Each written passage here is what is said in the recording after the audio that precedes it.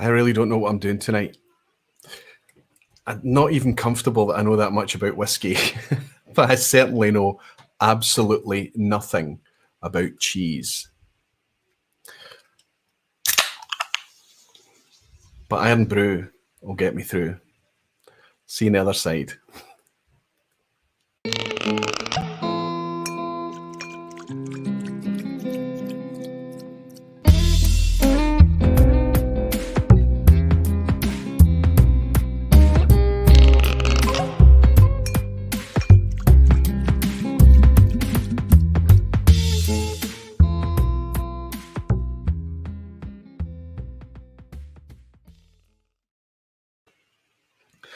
Hello, whiskey folk. Hello, everybody. Welcome to the vPub. Welcome to another Thursday night. I hope you're all doing very, very well. Tonight's vPub, as you might have picked up, is really going to try to have a wee bit of fun. We're not taking ourselves too seriously tonight, unless, of course, perhaps we are. We're talking about cheese at the first half of the vPub, and specifically how cheese could potentially pair with whiskey. And we're not just talking about pairing with whiskey, but actually tasting the cheese alongside selected whiskies, let's say, and the hope that the cheese can amplify the whiskey experience, a way to enjoy the whiskey a wee bit more. And perhaps the whiskey might help us enjoy the cheese a wee bit more too. This is something that I never really connected with, and whiskey is continually telling me to never say, I don't like. Because as soon as you say, I don't like, it's just a couple of experiences down the road, and you realise that actually you really do like it. And it was just down to the moment and the right whiskey, the right cheese, the right whatever it is in your life. So what I'm trying to do now is trying to encourage everybody to kind of give up a few drams, a few whiskies, just to see if it could, enhance that kind of sensory experience. The only reason that we love our whiskies, that we're so passionate about it, if you think about it, is that flavour chase that we're always talking about. We can't believe the experiences that we can have inside this little glass of liquid. Now, of course, if you're going to analyse a whiskey, if you're doing the analytical thing, that's different from drinking. Tasting is different from drinking. I appreciate that.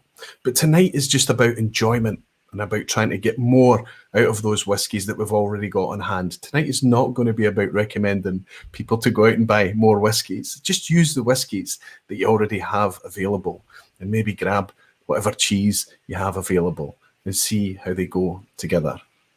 I'm not doing it solo. I'm going to reach out to a bit of a whiskey expert tonight to help us along and give us some do's and don'ts and insight into the whole experience.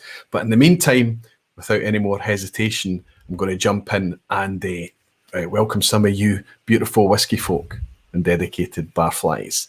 Hope you're all very well. I wonder how you're doing. Lots of orange for me. It's the right thing to do if you're trying to get my attention. Just tag me at Aquavite. If you're watching on Facebook, I will pick up your comments, but it'll probably be after the stream. In fact, maybe open another wee window just now and put it off to the side, just in case there are wee comments coming in on Facebook as well. And I might try and pick up a couple of them as we go through. Welcome in, everybody. Tom R is in as well. He said, I saw that orange can. I just had to open this, Tom. It's been a long, long time since I've had Irn-Bru, I have to be honest with you. But I've been trying it recently for this thing. It is a bit of a cultural icon and a phenomenon. And we're going to cover Irn-Bru later in the stream. We've got a kind of whole segment on it. I hope some of you managed to catch Jesse. It's still his video that he put out yesterday. It's a fantastic video covering the whole concept of Irn-Bru, and specifically for Jesse's purposes, he was trying to distill it into a distilled spirit, and he did manage that. I have some here. And we're going to be trying that a wee bit later in the stream. We're going to be mixing it. We're going to be looking at the kind of cultural identity of Scotland's other national drink and having a bit of fun with that too. I think you might enjoy that session a wee bit later in the stream. But Tom, out in Chicago, how would you recognise a can of Irn-Bru, my friend? Good to have you in, buddy. Jed Smith is here. Brilliant. So good to see you, Jed. Looking forward to your wedding, I'm sure, and celebrating with that 25-year-old Glengoyne. A perfect pick, my friend. Chris Pollack is here as well. Great to see you, Chris. Frank Peathead is in as well. Evening, Roy. Say Irn-Bru. Absolutely, Frank. I hope you're doing very well. I wonder if you're over in the Netherlands, aren't you? I wonder if you get Irn-Bru where you are. I would have to doubt it. Scotty's in saying, hi, Roy. Good to see you. Good to see you as well. Kilted Moose. Wonderful to welcome you in, my friend. Good to have you. JG is here. Con is in. Look at the Irn-Bru. Love it. Yes, you can see that there's a new bottle in the collection there. One of the original glass bottles of Irn-Bru. I was just wondering if anybody would spot it. Good to welcome you in, my friend. JG is here as well. Sneakers and Scotch Stew. Zeliner is in. Dave Cummins. Great to see you, Dave. Bruno Martins as well from Portugal. Whiskey Radar Roland. Always wonderful to have you in, Roland. Jimmy Jazz is here as well. Jimmy, you star. Wonderful to welcome you again. James McGoran from Sweden. Ryan Sutherland from just up the road. Hey, Roy, good to see you again. And Jimmy Legg. It's never a vPub unless Jimmy Legg is in the building. I am very serious. Jimmy, you're never that serious. Whiskey Weekend Dram, good to see you, Harrow. Wonderful to welcome you in. Andrew Piers, Helen is here. Richie Z, Benny Fries, Thomas Jones. Good to have you in, Thomas. I wonder if that's a new name.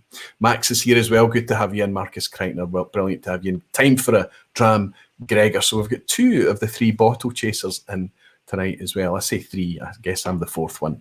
David Anderson is saying, evening, wee Kilkerran 12 in the glass tonight. A wee bit of smoked cheddar too. I've got a wee Distilled 12, and it's been sitting in the glass for, 45 minutes while I was setting up. And while it's been sitting in the glass, it's developed a really nice, as Ralphie would call it, Scotch mist.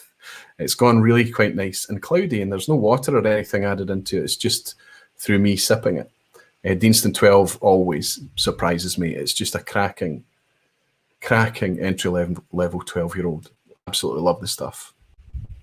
So good to welcome you all in. Hope you're sitting comfortable. I hope you've got something nice in your glass. And maybe if some of you have a wee chunk of cheese to have and along with your sips of whiskey tonight as well, it might be fun to get some feedback from you.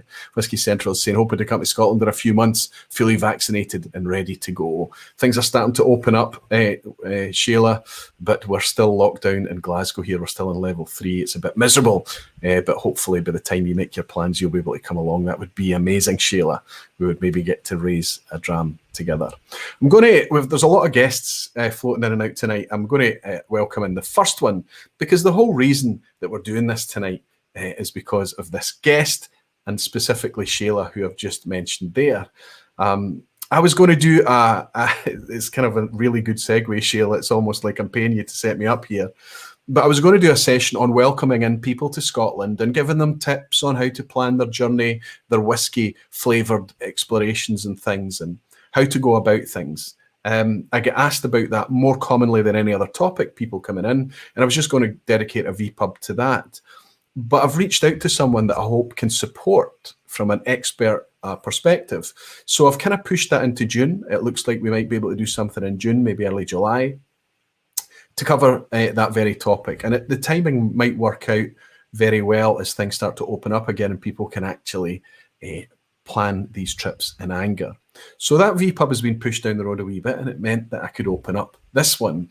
So the Jesse and Irn-Bru thing was already scheduled in. So what could go before that? Well, it had to be something that was a bit fun, a bit interesting, and a bit about kind of organoleptic flavours and that kind of thing. And then Sheila asked my guest here last week if it was true. Give me a thumbs up if you can come in again, my friend. For the second vPub in succession, we've got Iain Forteath. Hello. He's not here as a master blender or global brand ambassador for Angus Dundee tonight. He's here as Iain Forteath, the world cheese eating champion. Now, of course, Iain, we know it's folly. We know it's nonsense. You gave us the confession last week that this was something that ended up on a kind of faked CV, if you like, something, a tongue-in-cheek CV. Yeah. But Sheila asked you outright if you were indeed the world cheese-eating champion. And that's what kind of started a whole discussion and a flurry of messages about whiskey and cheese coming to me that made me quite quickly pivot to try and pull this together tonight. So I'm hoping I can thank you for that. I hope it's going to work out positively. We'll have to judge by the end of the evening. I hope this isn't the end of the serious aquavitae of whiskey education. Well, no, two vPubs in a row. It might be your last ever. And I was going to say, I'll be my invites done. I have to say, I think it's a good idea, and it's one. If I'm honest with you, Ian, I did a video about 3 or 4 years ago about how to enjoy Whisky More, and I gave all these kind of lists about blind tasting and home blending and sipping in contrast and all of these things. And one of them was having chocolate or cheese with the whiskey in order to not analyze the whiskey, of course, but to amp the flavor experience.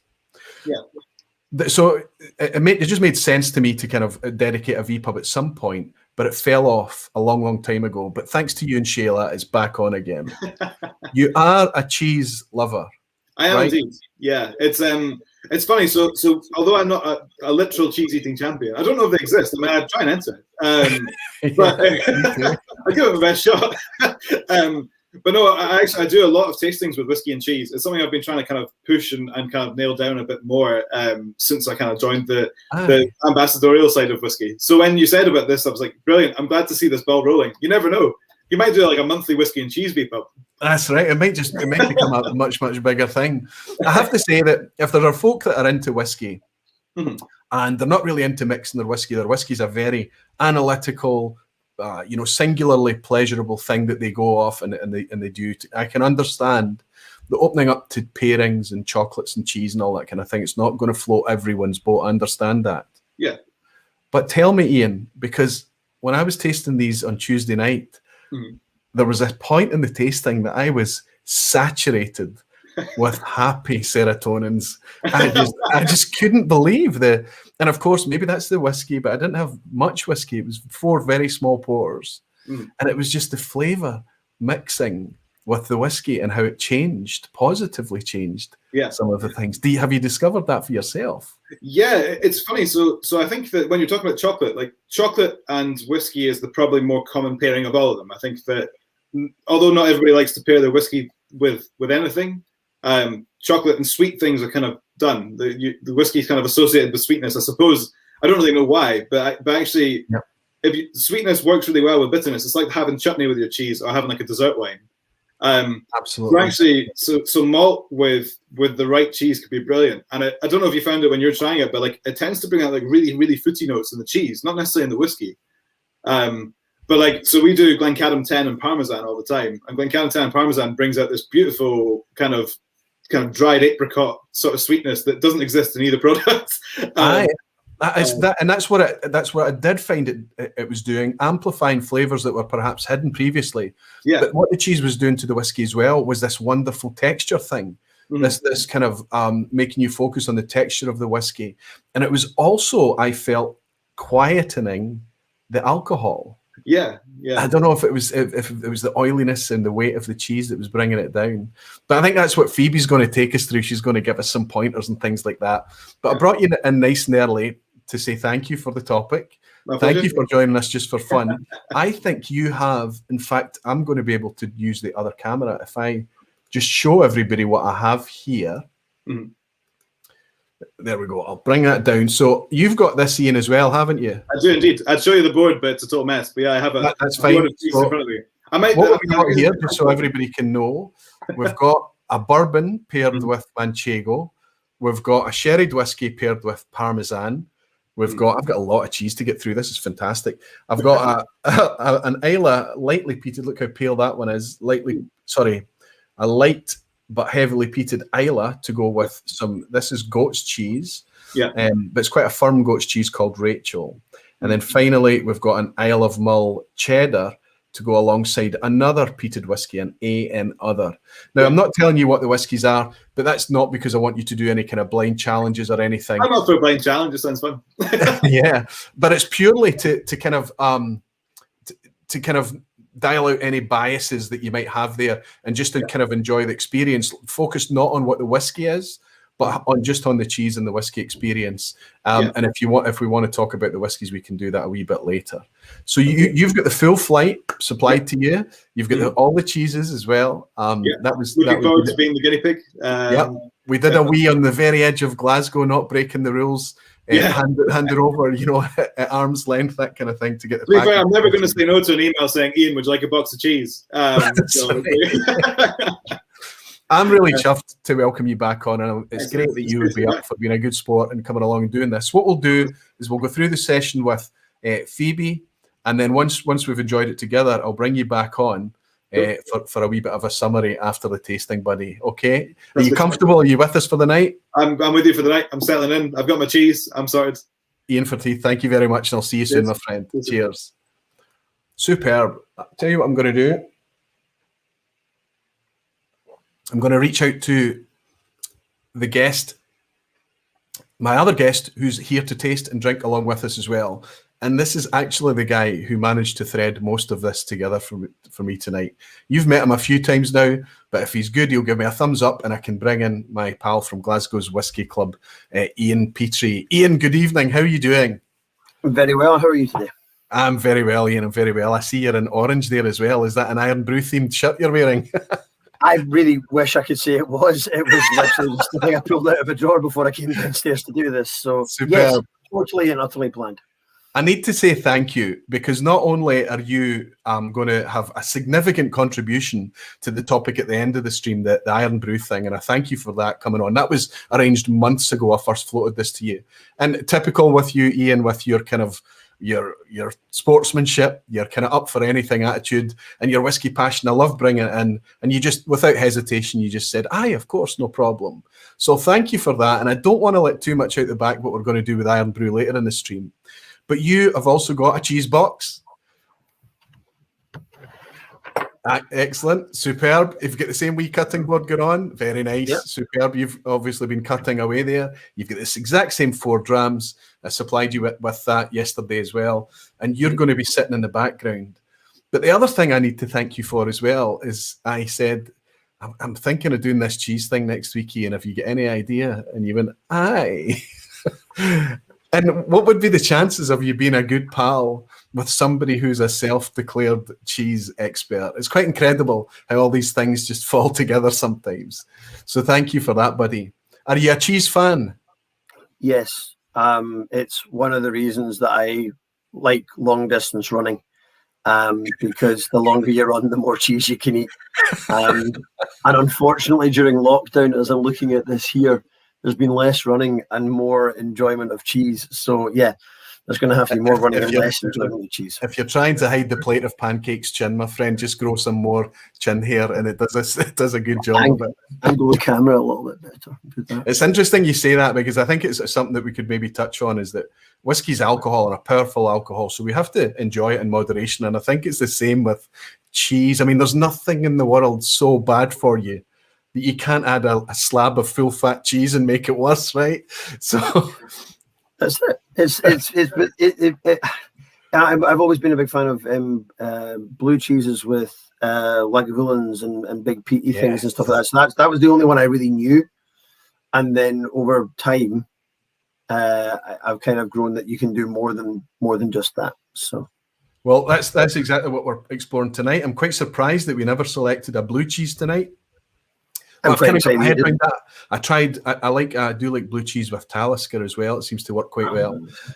But we've managed to avoid the blue cheeses tonight. And we've got our Manchego, Parmesan, goat's cheese, and Isle of Mull cheddar.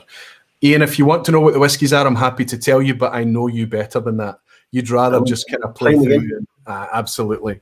Buddy, I'm so pleased that you're here as a kind of co-host for me tonight. You'll be stitching throughout, and I'll bring you back in after the session with Phoebe, and you can share your notes and things like that after we've done that, buddy. Thank you, Ian. Thanks for joining us, buddy, and I'll see you in a wee while. Superb. Ian Petrie back again. You might remember he's been on and done a couple of kind of tasting notes, experiments and things like that. He's always a good sport and up for anything. JG has just bought me a dram, though. I didn't want to miss that, Jay, saying it will be interesting to see if sharp or pungent cheeses will pair well. My preference is cheesecake. Good for you, JG. Whiskey cheers, or should it be whiskey cheese? Any way you like, my friend. Thank you very much for your virtual dram, and we'll see how we get on with these cheeses tonight. Cheers, JG. Thank you. Okay, she's been waiting in the background for long enough. Let's reach out to our cheese expert tonight. I asked her if there was a title for such a thing, and she said no, but she did confess that she once made one up, and I think the name that she made up for it sounded amazing. Phoebe, if you're in good shape, give me a thumbs up. And I'll welcome everybody to Phoebe. You are our cheese expert tonight. Welcome, Phoebe. Welcome behind the bar at the vPub. Oh, I'm excited to be here. What a lovely thing. It is indeed. And can I confess what happened when I delivered the cheese to you yesterday as well? Yes. Immediately, I'm confronted with a very familiar face to me. Now, I appreciate that I'm not a familiar face to you because of the amount of folk that you get through the shop. Oh. But you are the manager of one of our wee kind of hidden whiskey shop spots, right? On the West End, we'll just call it the Goat, right? And the people have to discover it from there. Kilted Moose Scott is in tonight. He's a regular at yours, and he'll occasionally give us a wee phone call to say, they have this in, would you like it? And the answer is inevitably yes, most of the time, the bottle chaser thing. So I knew you were familiar to me, which is amazing. But it's also amazing that the guy I asked if he happened to know a cheese expert would be a pal of yours too. Superb. Roy, Glasgow is a very small place, as you know, so everybody knows everybody in this town. We're all three arms apart, really. Well, if we're looking at concentric circles, we've got the concentric circle of Glasgow, then inside that is whiskey, then I imagine even smaller inside that is cheese. Right? No. It's not. Is cheese a bigger thing? Is it just that I'm not that exposed? Cheese. Everybody loves cheese. Well, I've got two people at work who don't like cheese, but I think that is unusual to have two people in work who don't like cheese. The amount of people I meet and they're just like, oh, I love cheese. I love cheese. That's what I hear. Well, I have to say, if you asked me the same, I would say I love cheese. Yeah. But I don't know much about it. I don't know much. I'm not knowledgeable about it. What got you into cheese, Phoebe? How can such a thing happen? Well, this is quite a long story. We've got lots of time. This is the vPub. This is the vPub. Don't worry. Go ahead. So, I was in Tonga in the South Pacific, and I've always loved cheese. We used to have a little bit on Saturday lunch. You know, remember my parents used to go to a deli, and it used to be a big thing, and they used to get a little bit of rubbish, and they used to bring it home, as it was in the 80s, that you couldn't get really good cheese. And I've always pickle on the side. Yeah, that's it. Yeah. A Scotch pie and a little bit of plastic brie. That was our Saturday lunch. And skip forward 15 years, and I find myself in the South Pacific. And I suddenly realise in the South Pacific, there's no cows. There's an island with some goats on it, and there's no sheep. And I said to the person who I was hanging out with, I said, Hickey, could you get me some cheese? And he was like, yeah, no problem.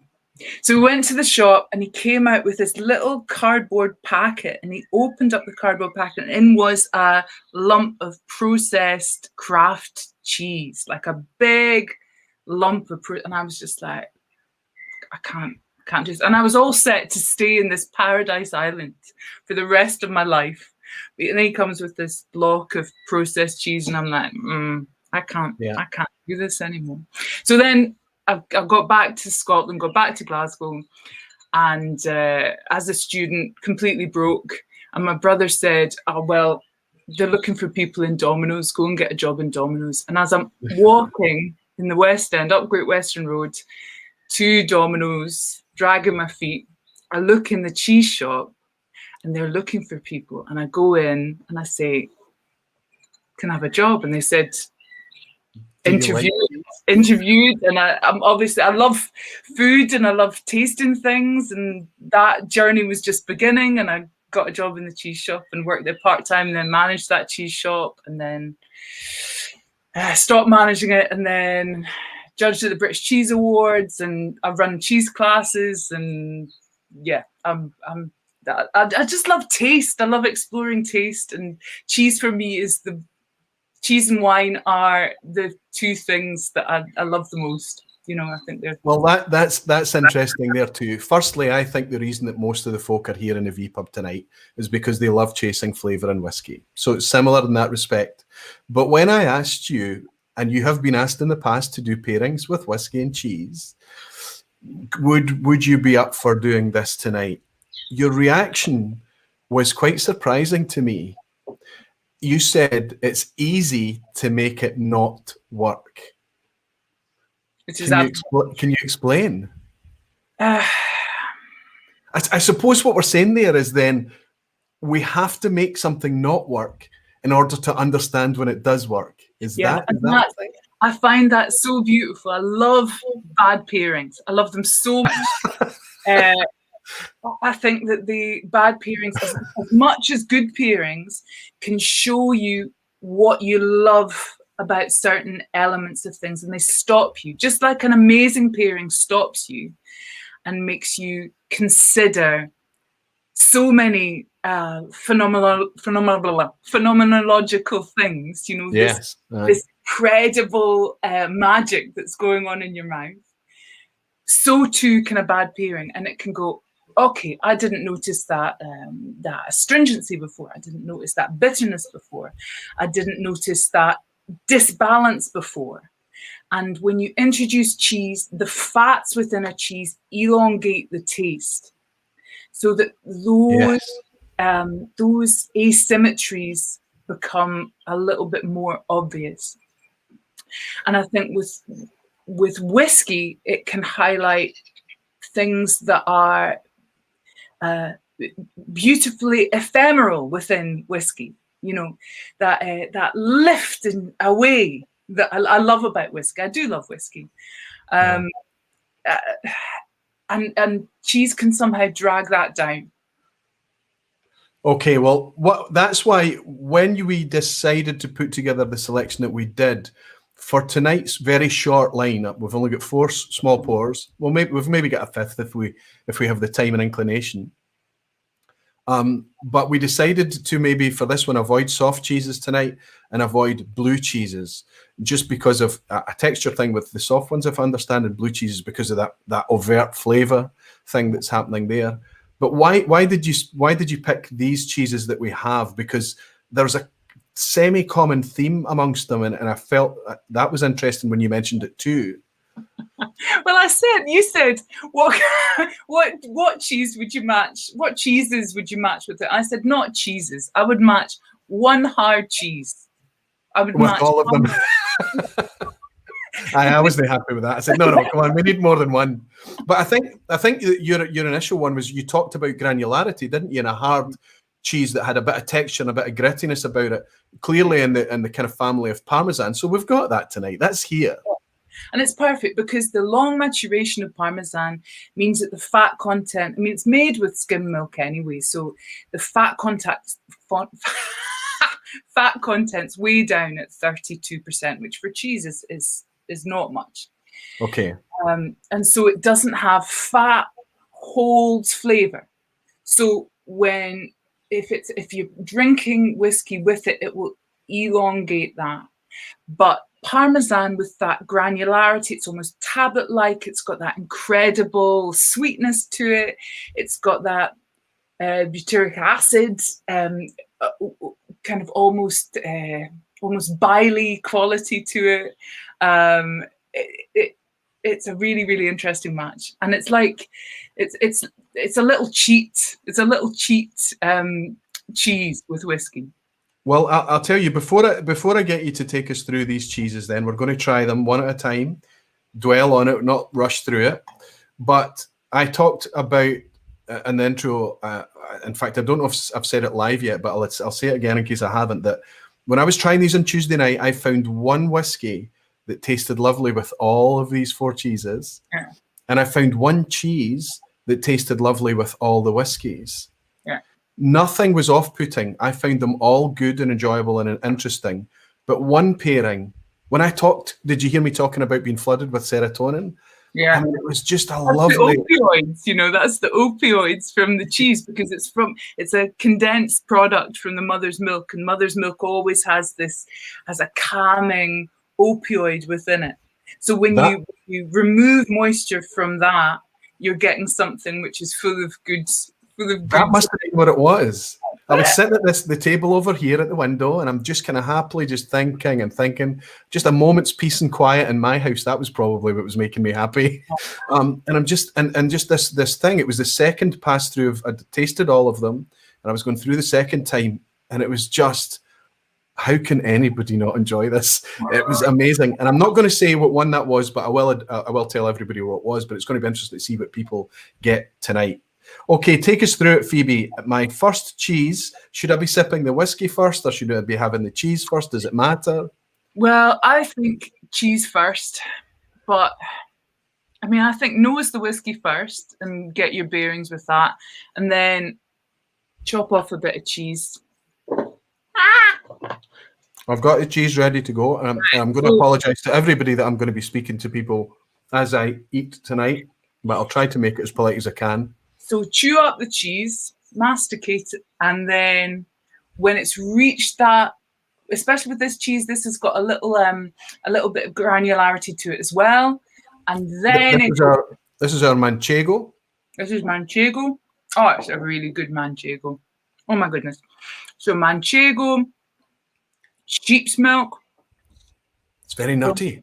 Very nutty. It's beautiful. A little hint of sweetness.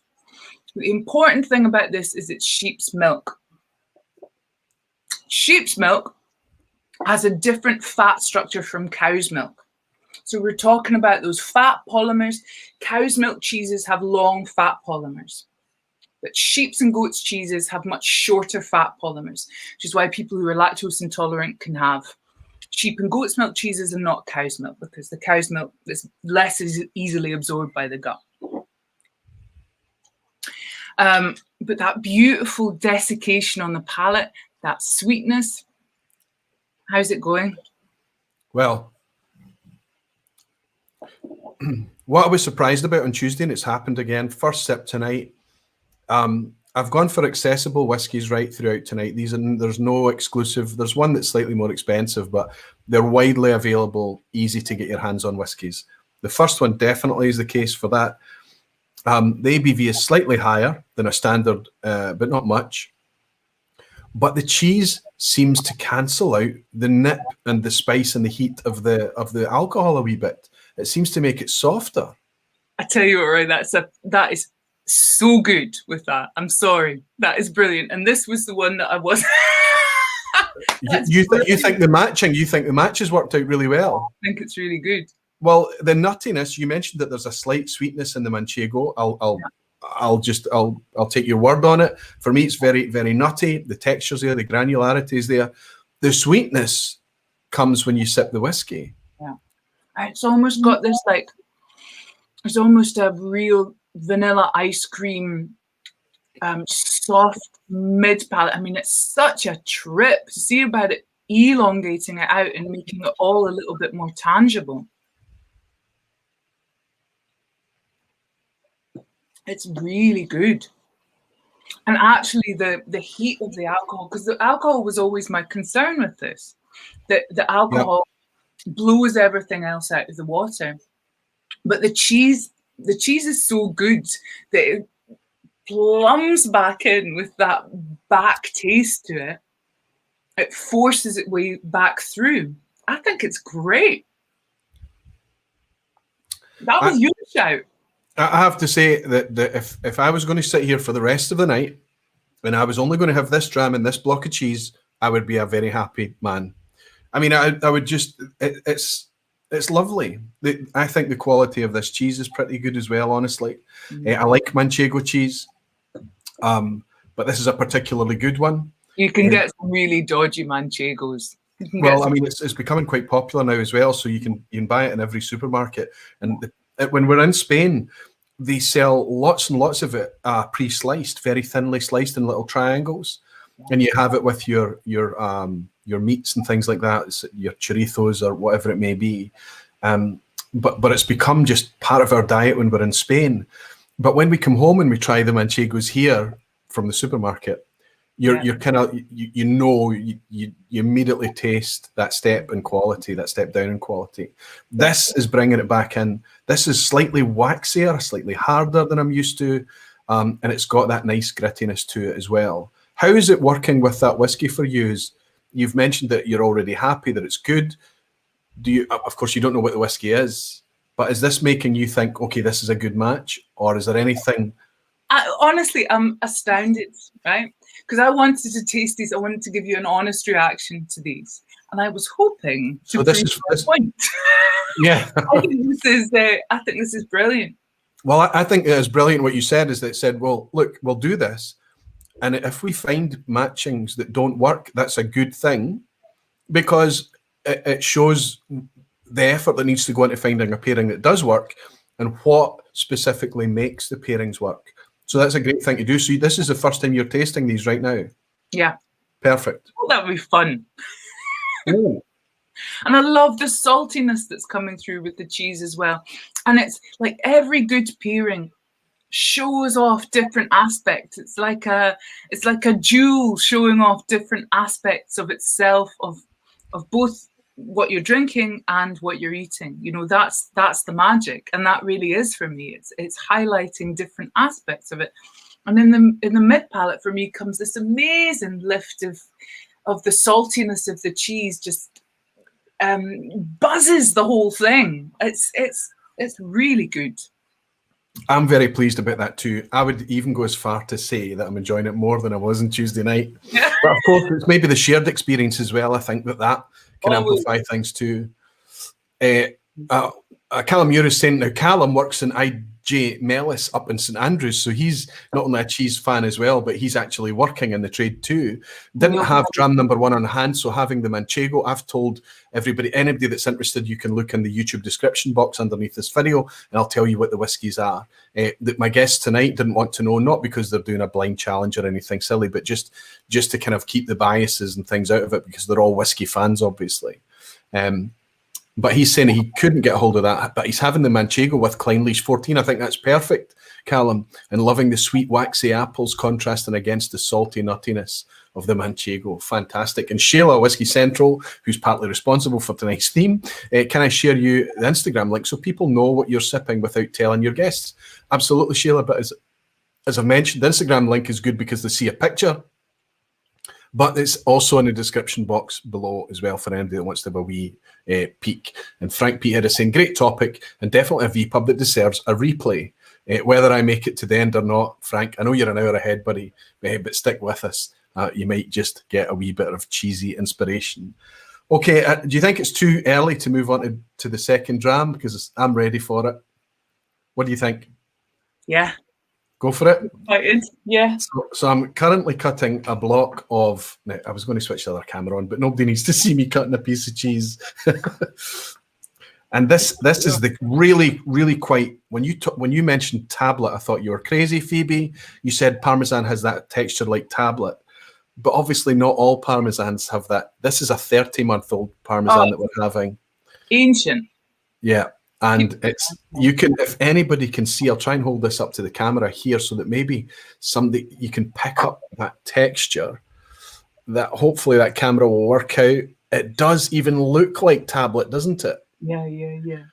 I've crystals within it. So you can see on this one, these little crystals that are erroneously, keep getting the wrong way, erroneously described as salt crystals. They're not, they're tyrosine. So these are amino acid building blocks. This is life. This is life. Proteins reforming within the cheese. Amazing. And that's what gives you the crunch. Now, my buddy has got a cheese box for me as well. Sorry, he didn't get the box. You guys get the boxes. He got a nice wee bag instead. But I've given him the whiskies. Roberto Matteo around the corner. First generation Italian, great guy to have around. Loves his food. I love eating and sharing food and whiskey with Roberto because he just is so enthusiastic about it all. But when I told him there was a 30-month-old Parmesan in the selection, his eyes rolled into the back of his head. He's just, because he knew he's obviously very familiar with a good Parmesan cheese. One of the most beautiful tastings I've ever done, I was in Champagne, and one of the courses in Champagne, which is not a whiskey story, alas, but was Champagne with 4 different ages of Parmesan, and it's so good with alcohol. That would be interesting to do, to appreciate the difference. Yeah. I was on a video call with my old boss. I'm still doing occasional contracts for them. Wonderful company to work for over 20 years. But he's out there in Milan, and he said, Roy, would you like us to send something to you? It's been a long time. And I said, no, nothing. He said, send me something. And I said, okay. is there any chance you could get me some of the red cow Parmesan? He said, my favourite. He said, don't choose the 24, don't choose the 36. The 30 month is the best. I'll send to you. So this red cow Parmesan, this isn't red cow Parmesan, is it? No. So red cow's, I think, to do with the colour of the cow, I guess. Yeah, so it's like a different breed of cow. The red cow is Montbéliard, which has a particularly high fat content. Although when you get to this kind of age of things, most of those fats have been processed. Let's go for that. I really want to try this with the whiskey. Go, slanch it. Cheers. Cheers. So, munching away.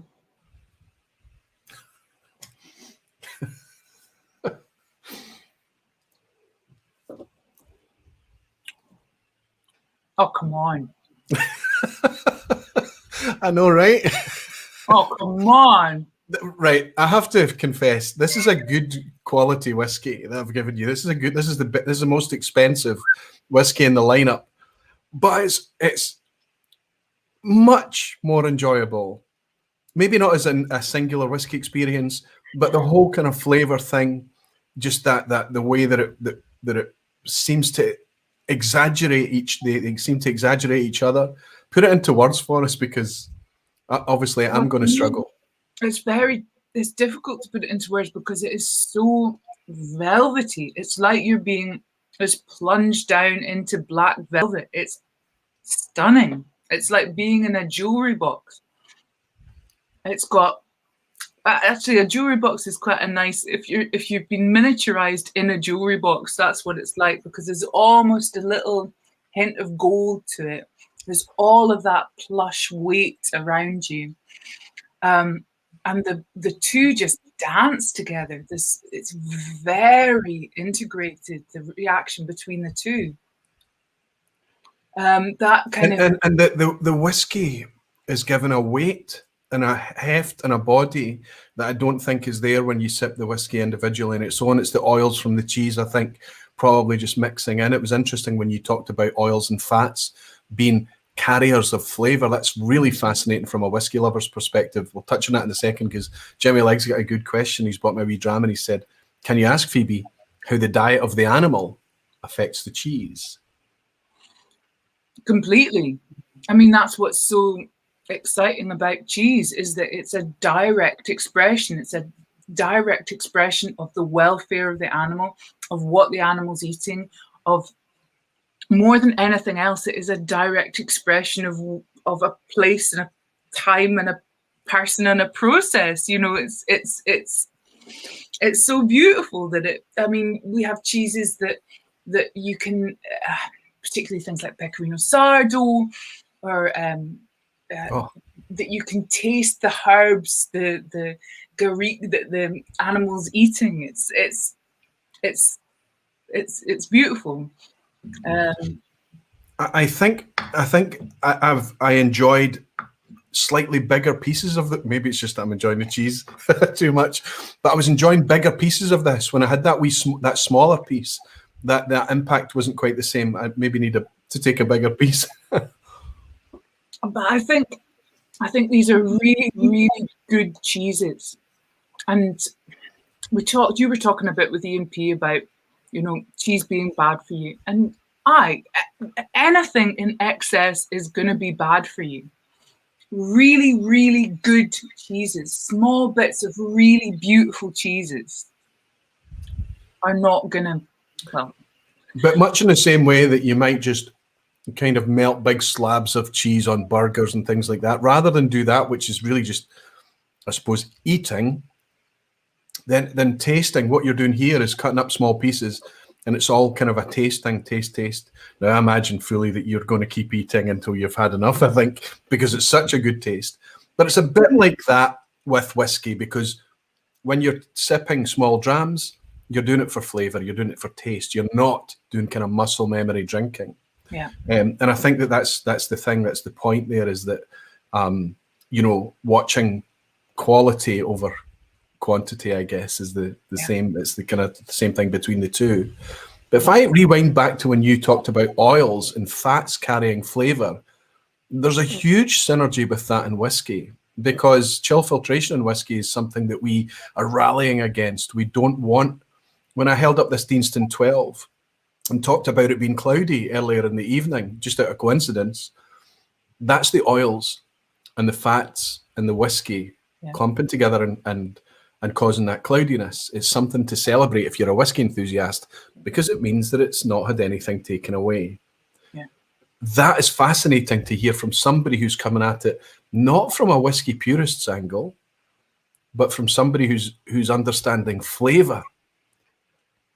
The oils and fats carry flavour. Yeah, I mean, that's the thing. And those of us who are excited and interested in food and flavour, it's the fats, man. The fats are the thing. I guess that's why the steaks that are in the most in demand steaks are the marbled steaks that kind of have that really fine layers and veins of fat running through them, right? Yeah, that's it. That's it. And we all make it. Do you know what? A word against the Irn-Bru. We all make such a, we're all addicted to sugar and such a, I've been off sugar for a while. So, but it's not the sugars that are the problem. It's not the fats that are the problem. It's the sugar. The sugars. Yeah, I think we're starting to learn much more about that now, just how complex that thing is. Yeah. And yes, fats can be amplified if you add a lot of sugars to the fats. Yeah, but together the problem. Yeah. What kind of sugars are in these cheese? What kind of sugars are present? All sorts of. Do you know? I don't know. I mean, because there is certainly the Manchego, but more so in the Parmesan. There's a sweetness there as well. Yeah. Again, it's quite nutty. I think the Parmesan is quite a nutty thing. The texture is amazing. If you cut little thin layers like this, it literally just melts away. Yeah. Lots of things just similar to like tablet. Yeah. But there is a kind of, and I didn't think about this on Tuesday. I'm only thinking about it now when you pointed it out earlier tonight. There is a sweetness here. Yeah. I mean, I'd need to have a proper think about that. Do you know nobody's ever asked me that? And I've been doing this for 10 years. Nobody's ever asked me about the sugars within. Well, I don't suppose you need to know, but it's nice to I suppose it's nice to understand it. Is it just that I'm detecting, oh my goodness, I'm getting distracted because I just took another sip of the whiskey. But I will say, I think the best, and this is odd and it's almost disgusting, I think the best experience is when you've still got some cheese on your palate. You're still eating when you take the whiskey and you mix it together. I know it sounds gross, but I think that's the best thing that happens. You're laughing. So. I think it's great. I think it's brilliant. What I'm going to do now, and this was a revelation to me. This goat's cheese, by the way, for some bizarre reason, it's called Rachel. And I asked you yesterday, have you heard of it? And you looked at me and said, Roy. Yeah. So it's like you looking at me and saying, have you heard of Glengoyne?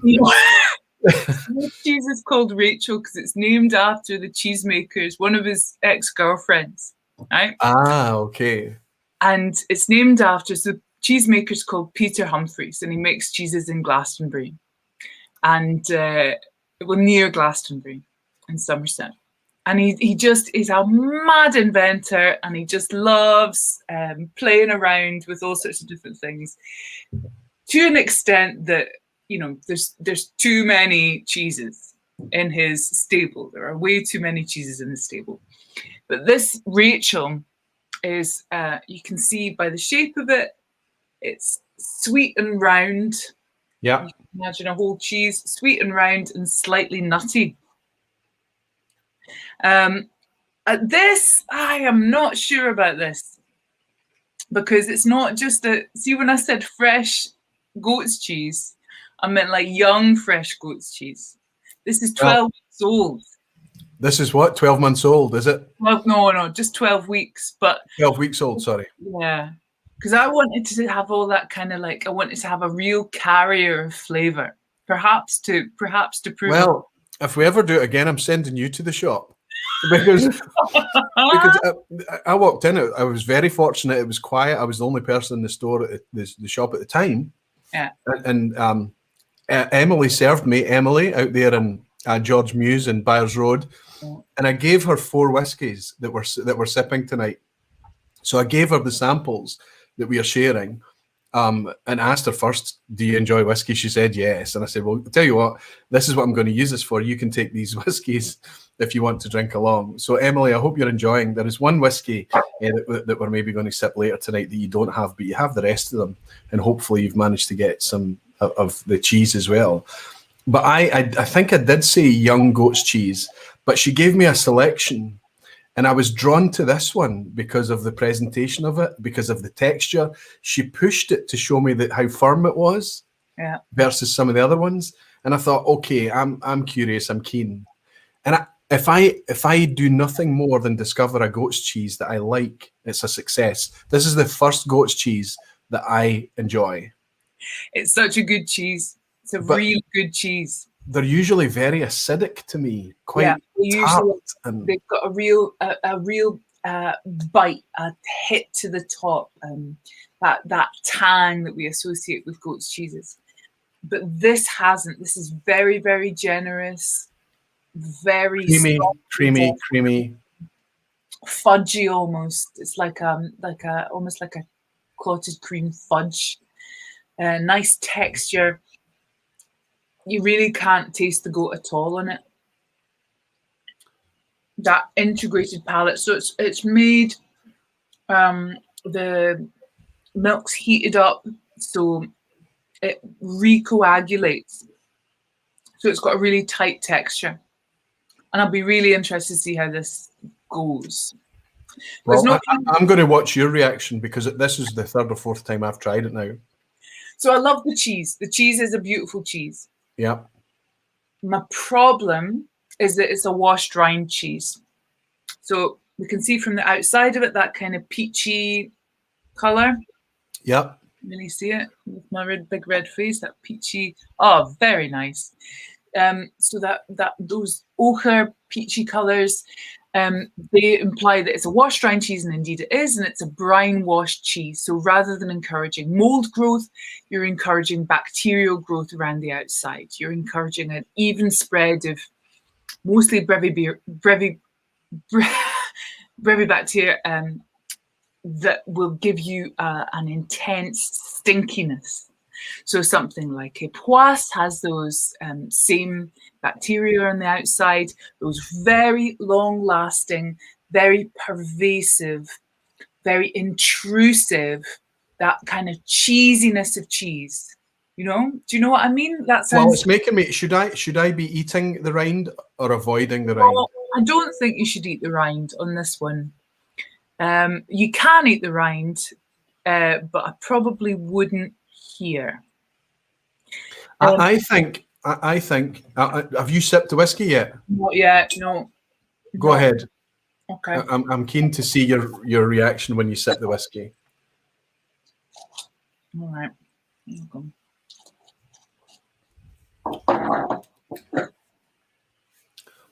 Oh no.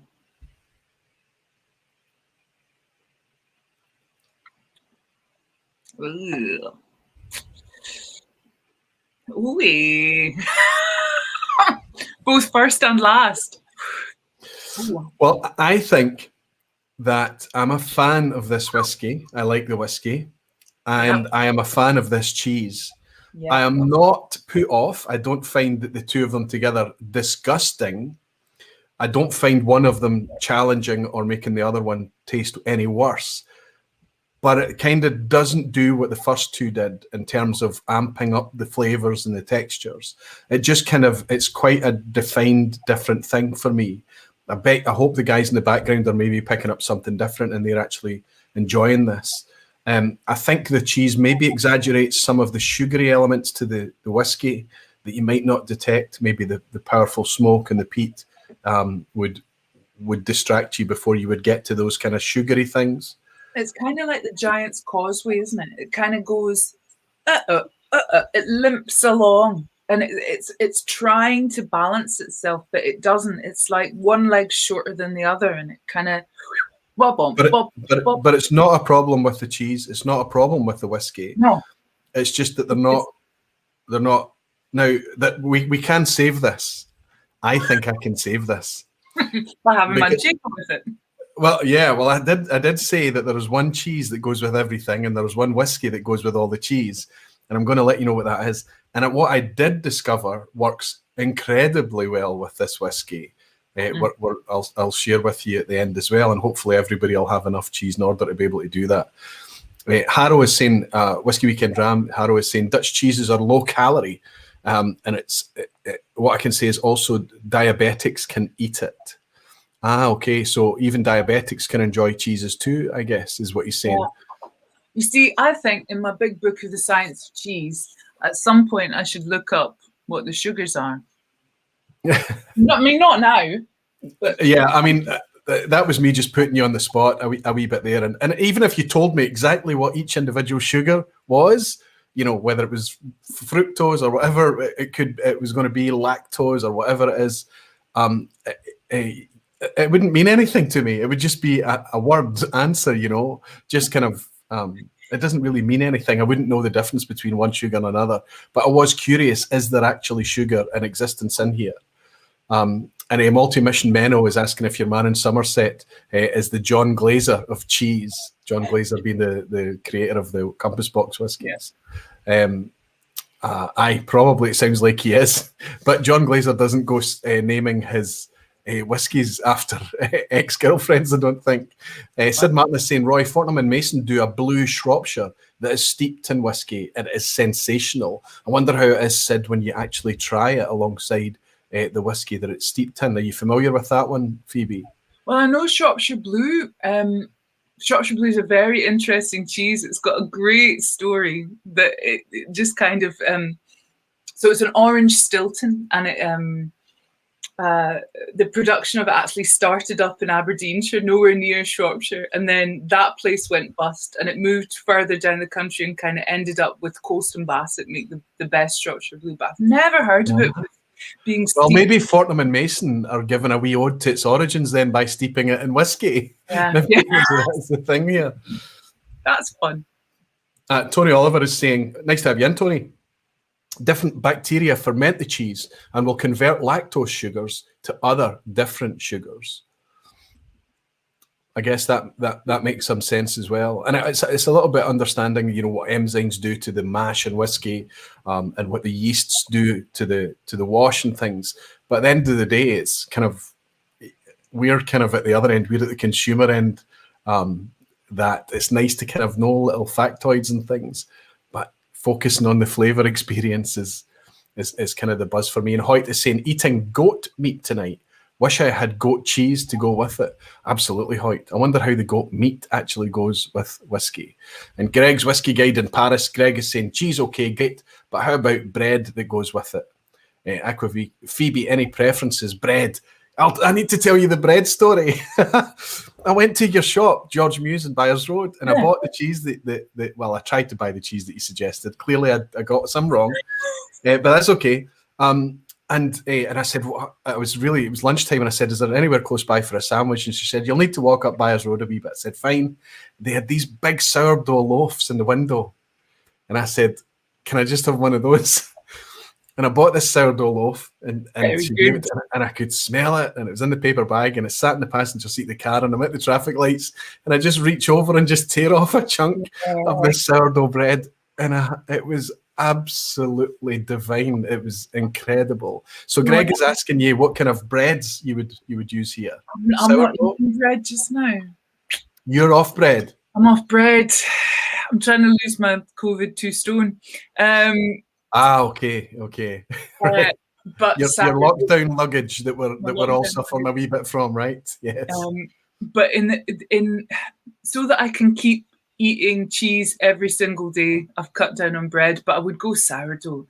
But were you talking from Paris? Good grief, the bread in France. Yes. You know. He's spoiled for choice, probably. Greg is. Yeah. How do the continental Europeans do it to keep the weight off when they've got so much fantastic bread, right? Oh, that bread. And Jimmy Legg is saying, can Phoebe be on every week? And Mark Lambert is asking if that's a flavour wheel behind you. It looks like a cheese wheel of some description. Yeah, it's my cheese wheel. It's rubbish. I'm hanging it here just for decoration. It's actually rubbish. I'm hanging it up just so that, because nothing's simple, you know. You've got a wheel. How's your wheel? Well, I do have a flavour, Charlie McLean's flavour wheel, and you're absolutely right. To complicate is simple. To simplify things is complicated, and I think that's what flavour wheels are challenged with, because you want to use them as a tool to bring beginners into whiskey and make them understand flavour, but you don't want to try and cover all the angles so much that you overcomplicate it and then switch them off a wee bit. But inevitably you have to do that because so many flavour wheels have got so many things missing that can be really quite defining for you. But I like the flavour wheel there, Phoebe, simply because when you're stuck and you're getting something in a whiskey, you can turn and look at the flavour wheel and use the suggestions as prompts to kind of at least lead you in a wee direction. So that's just a variety wheel, or that's not flavour, is it? I don't really understand what it's trying to do. It's a cheese wheel. Like, there are really good flavour wheels. Like there's a really good couple of flavour wheels that I've adapted over the years and put on tasting sheets. And cheese tasting wheels are really fun because they've got, So I am going to suggest, just based on how far we are tonight, that the equivalent of whiskey's vanilla is nutty in cheese. Nutty's got to be one of the most common tasting notes, right? Yeah. I think so. I mean, creamy would be. Oh, okay, yeah, probably. So that bit, but I spent a long time earlier on in my cheese career trying to formulate the perfect tasting wheel for cheese, and it's really, really difficult because it has, it needs to have really nasty notes on the wheel. It needs to have manure on the wheel, and it needs to have those kind of oniony flavors and all of that, all of those kind of farmyardy flavors. That's very similar to whiskey, where you have to talk about off notes, things that some people might hear and consider them faults or undesirable things, but no, they're part of the complex experience, and actually in the right amount and the right whiskey, these things that you mentioned manure, you mentioned mulch and grass and leather and wood and all these oils, what I mean, engineering oils and things. These don't seem like something that you would get people excited about tasting, but as a complex glass of whiskey, they can be fascinating, and they can really draw you in. So it's interesting that, again, there's another kind of synergy there as well. I don't think there's a few people saying that sourdough is difficult. Falsgraf is saying, I cannot stand sourdough. I am stuck with yeast. I have to say, I wasn't sure how I felt about it. But that sourdough loaf I had the other day was just amazing. Falsgraf is also saying creamy cheese is smooth like Irish whiskey. Rob Halford is in, just popping in, but having a Blennick tonight and getting some strong aged Parmesan cheese notes, though thought it might be relevant. There's a fermentation thing that you get in a lot of whiskies, and it's in the Bladnicks. The 10-year-old and the 11-year-old both have it, that there's a slightly yeasty, doughy, cheesy element, and I fully think that that's coming from the fermentation of the whiskey. There's quite a few whiskies out there that display that. I actually love it. I had it recently in a Loch Lomond. I had it recently in a Dingle Irish whiskey. Daftmill sometimes displays it. Glenmurray as well. Brookladdy, all in completely different ways, Rob. So I get exactly what you're talking about, and it's nice that you're picking it up. Phoebe, before we go on to the last one, what's your 1, 2, 3 ranking? I know what your number 3 is. We know that. Well, I loved you. Well, I think it would go exactly as we've done it. Oh no. 2, 1, 3. So maybe the 1 and 2 tonight, the bourbon and the sherry cask, are competing against each other for top spot for you and I both, I think. But sherry cask is always going to go. Sherry's always going to go. Yeah. It's always going to work with cheese. Absolutely. Let's go into the last one. And for the last dram, we're going to be pairing it alongside. This was Calum Muir's recommendation too, so it was really interesting when you recommended it. This is Isle of Mull cheddar. Tell us the story about this, because there's a kind of whiskey themed story to this one, isn't there, Phoebe? So there is. It's really nice. It's really nice. Mull, right? Scottish cheese is a bit difficult, and as I was looking through my big pile of notes tonight about different cheeses, I was like, maybe we should have done another Scottish cheese. You know, maybe there's space for another Scottish cheese here. And I was thinking about other Scottish cheeses, but Mull's got a really lovely story that it's a cheddar style from Isle of Mull, and the cows are fed on the draft from the local distillery. They're kept indoors, but they're very, very comfortable cows, and they're fed on draft from the local distillery. And this is specifically Tobermory Distillery on Mull. Aye. That make Tobermory and Leitchick. Aye. Their draft, which is the spent grains after the mashing process, is taken away and processed into cattle feed to feed the cattle, the dairy cattle that make this, I have to say, gorgeous cheddar.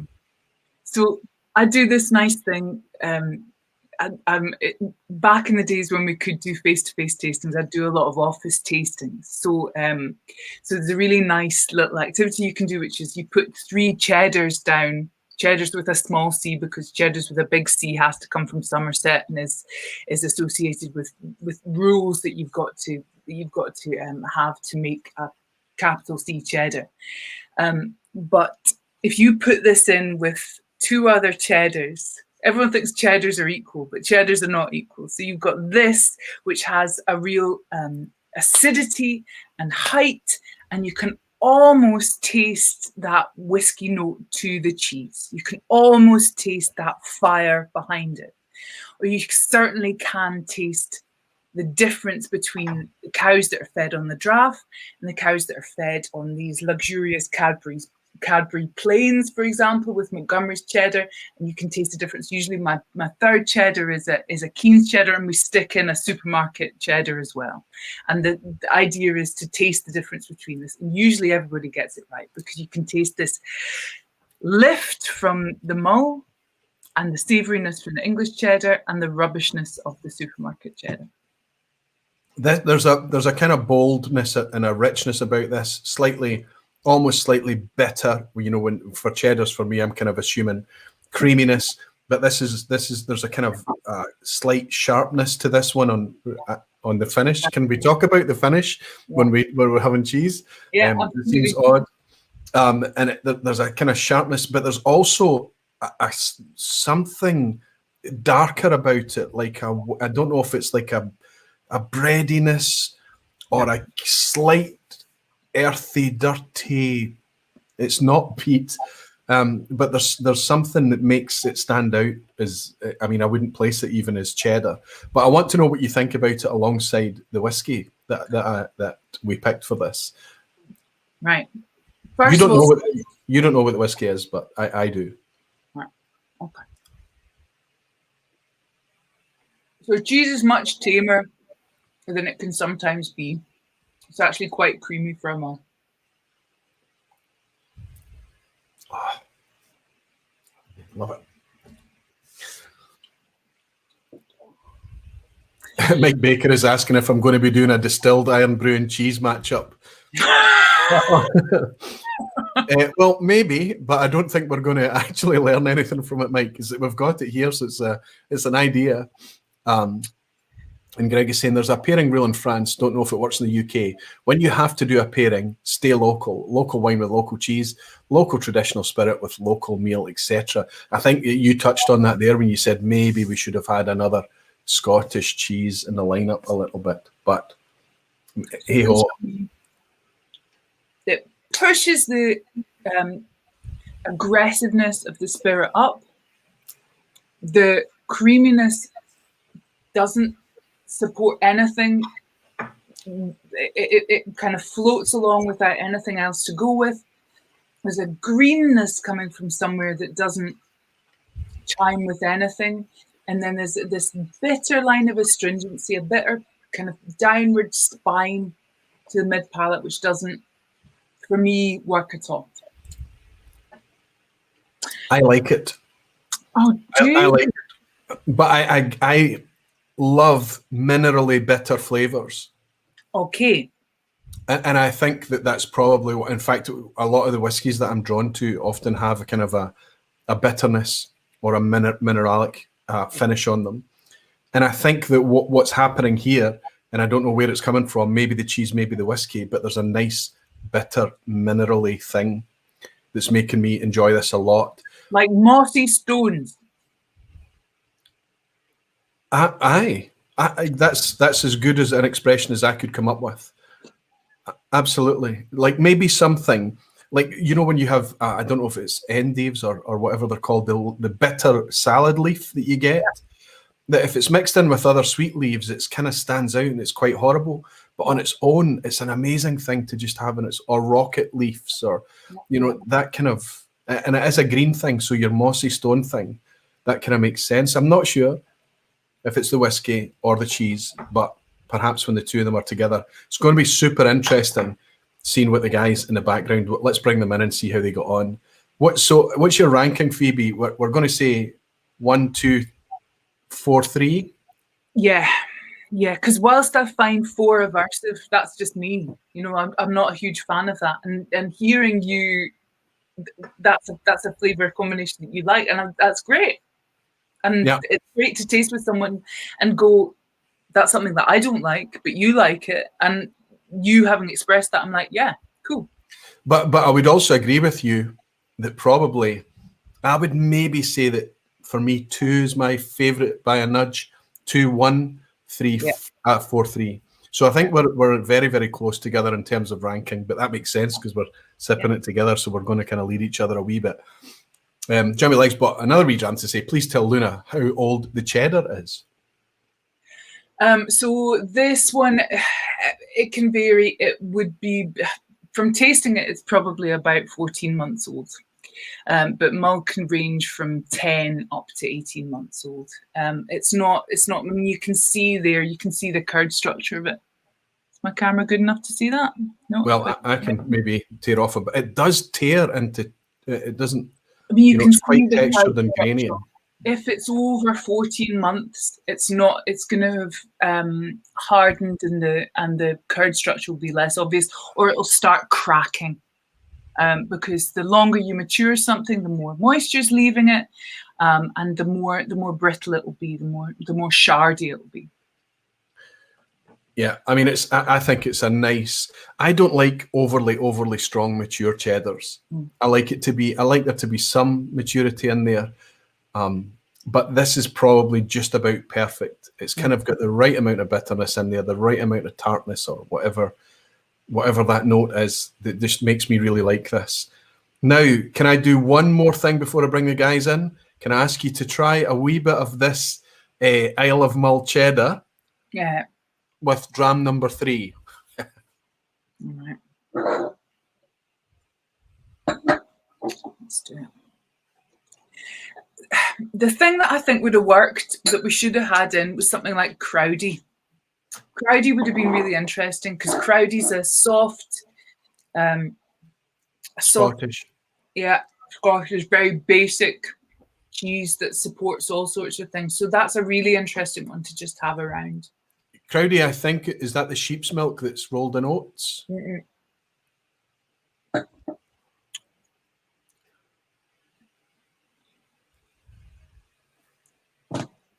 Well, that's interesting. No, much better, isn't it? Yeah, so much. Isn't it? Yeah. Well, that's good. I am going to say now, and I don't want to. I should probably wait till the guys are in. Actually, the other 2 guys before I say what whiskey worked with everything and what cheese worked with everything. But there you go. Luna Aaron is very complimentary about your nail polish as well. I've picked up. That's the first time I mentioned it, but I've picked up a couple of times. She's been trying to get my attention to say, please tell Phoebe that I love her nail polish. So there you go, Luna. I managed to pick up your comment as well. Thank you. And Callum is saying, well, I'm glad my parent wasn't a total flop, but I think Tobermory 12 probably works better than the Lechic 10 for most palates. Not that he's given anything away, right? Right. Okay. I'm going to bring in the two guys now, Ian and Ian. I can see that Jesse's appeared from New Zealand as well. He's come in, he's joining us. He's here for us. Jesse, so good to see you in, buddy. I hope you're comfortable. I'll bring in the Ians who I couldn't get Jesse any cheese down to New Zealand, of course. Certainly not at short notice. But I'll bring in Iain Forteath and Ian Petrie. And I'll say, are you purring like whiskey in cheese-filled kittens? Oh, guys? It's great. I think I've always been a massive cheese fan, and it's been really funny to watch you guys as well. Because Roy, you kind of about 2 drams in, you just went into this kind of trance, and you could just see this kind of insatiable smile across your face. It was really funny. You just like everything was great. Any pre-live nerves I had, just dissolved away in a bevy of cream and alcohol. It's wonderful. It's like a beanbag full of cheese. You're just kind of relaxing into it. But it was good. And Phoebe, your descriptions have been fantastic. I really enjoyed the enthusiasm and the tasting notes have been amazing. So yeah, really good stuff. Well, I tell you what, grab a clean glass if you have one, guys, and pour dram number 5. Okay. The kind of bonus dram that I snuck in there, just out of curiosity, because I'm going to try and hold this bottle off screen, not because there's any kind of blind challenge going on tonight, but just because I wanted to see whether you felt it improved the experience or diminished. And I'm specifically looking again at cheese number 4, which is our Isle of Mull cheddar again. So I'm going to have to disappear off then, because I managed to enjoy the Isle of Mull so much that I've eaten it all. So now I was saving some for tomorrow, so I'm going to disappear off for a second. So please excuse me while I bite more cheese. Yeah, there's plenty of time, Ian. You're more than welcome. Now, it's going to get confusing because we've got 2 Ians in tonight, so I'm going to just Iain Forteath and Ian P. Benny Freese is in saying, great vPub, loved Phoebe's passion. He's got a question, will it make sense with red wine cask matured whiskey? Considering this is something that I didn't even want to crowbar open tonight, because red wine cask maturation or wine cask maturation is bringing all these other flavours into whiskey right now that I think would be a really fascinating match. Phoebe, what do you think? I don't know. I mean, I haven't yet explored it properly, and I think it'd be a really interesting thing to explore. But I don't think any of those. I don't know. I was going to make something up, but it's probably better to just try it. Well, I think because of the tannins and things that carry over into the whiskey, maybe that could work with cheese in some respects. But we've certainly not explored that tonight. I get the feeling, Phoebe, that it might not be the last time that you appear on a vPub, if I'm honest. It depends if you're having fun or not. I'm loving it. The thing with tannins is that tannins and cheese are not great pals. Oh, wow. Really? Cheese, you're really wanting white wine. Tannins, again, that dryness of the tannin with fat. It's fighting. It's not happy. Superb. That's really good. So there you go, Benny. So potentially it could be a good match, but maybe you want to be careful of the wine cask and just how overt the wine influence has been on the whiskey. Robert Primo as well has bought me a wee dram. Thank you so much, saying thanks to Phoebe for giving us food for thought. And thanks to Roy for all the crowded barrel vibes over the last few years. I finally made it, and wow, cheers. Robert, I saw your photos as well. You managed to get down to Austin. I knew you would have a blast down there too. It made me miss it when I saw your photos, I'll be honest with you, Robert. But maybe you'll get a chance to get back down there in October if that goes ahead. I would love to make it back there. Mike Baker has also bought me a dram too. Thank you very much, Mike, and said, Roy, Phoebe, this was great. I would go to Whole Foods for some cheese, but I've had a few too many drams, so not driving. It's very wise, Mike, and I think it might be nice for everyone. Away from the vPub, away from YouTube, away from anything. Do what I did on Tuesday night. Just sit on your own and just collapse into this kind of bizarre, flavour-driven, kind of comatose state that was, I'm making it sound depressing, but it was not. It was amazing. Ian, how did you get on? Which Ian? Oh, sorry, Ian P. Mistake. Yeah. The Ian I've not spoken to yet. You've got your Isle of Mull for the last one. But before we get to number 5, how did you get on with the first 4 drams and cheeses? Really interesting. Parmesan and Manchego, and 1 and 2, because I started mixing them and matching them as we were going through. So Good. either 1 or 2 with the Manchego and the Parmesan were just all sorts of happy. Could have just disappeared off with a lump of Parmesan and just done it. It was amazing. I probably, of the whiskies, I liked number 3 the most. I didn't think that number 3 worked with the whiskey. It was the worst one for the combination with the cheeses for me.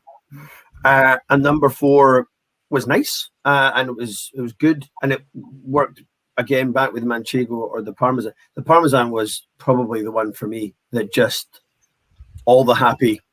And this is we're also like a bunch of junkies. We're talking about falling to comatose and opioids and stuff like that. Can I just point out Glaswegian junkies as well? These guys, are they seriously talking about cheese? But genuinely, we're very happy.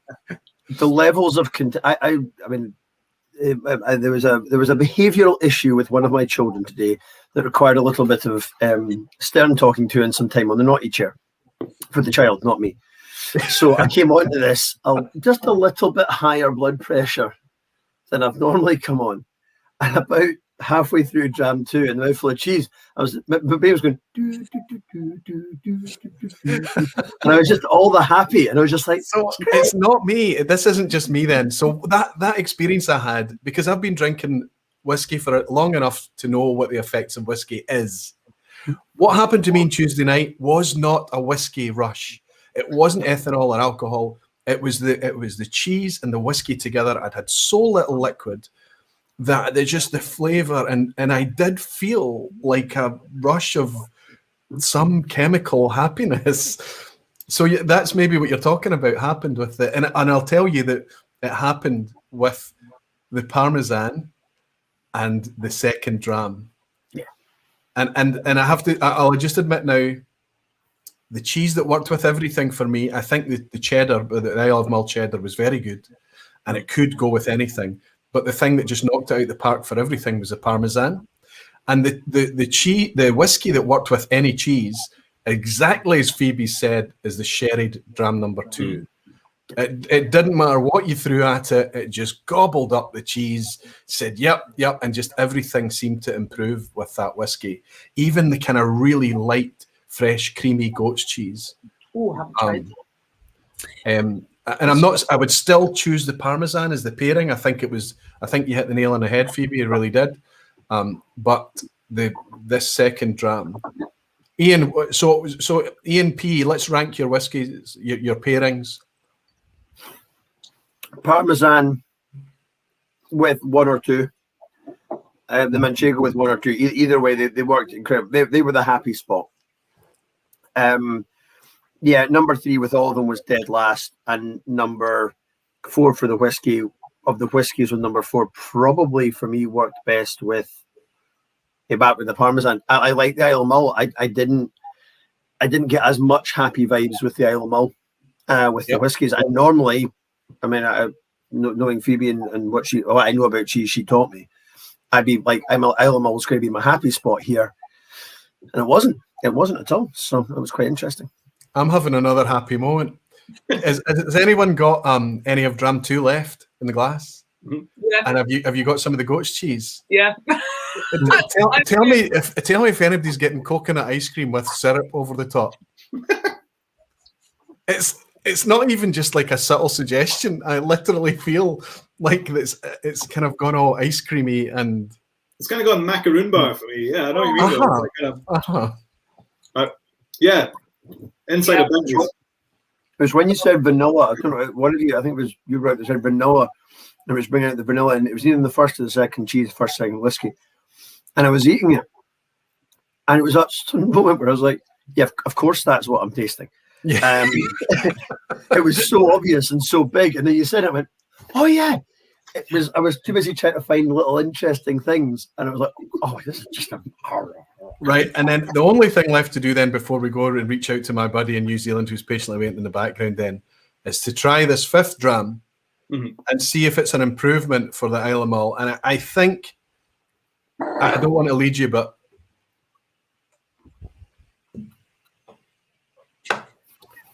I think I have yet to find a cheese that goes as well with the smoky peaty ones as a blue cheese does. Just me. I'm just throwing it out there. I'm with you on that. You agree?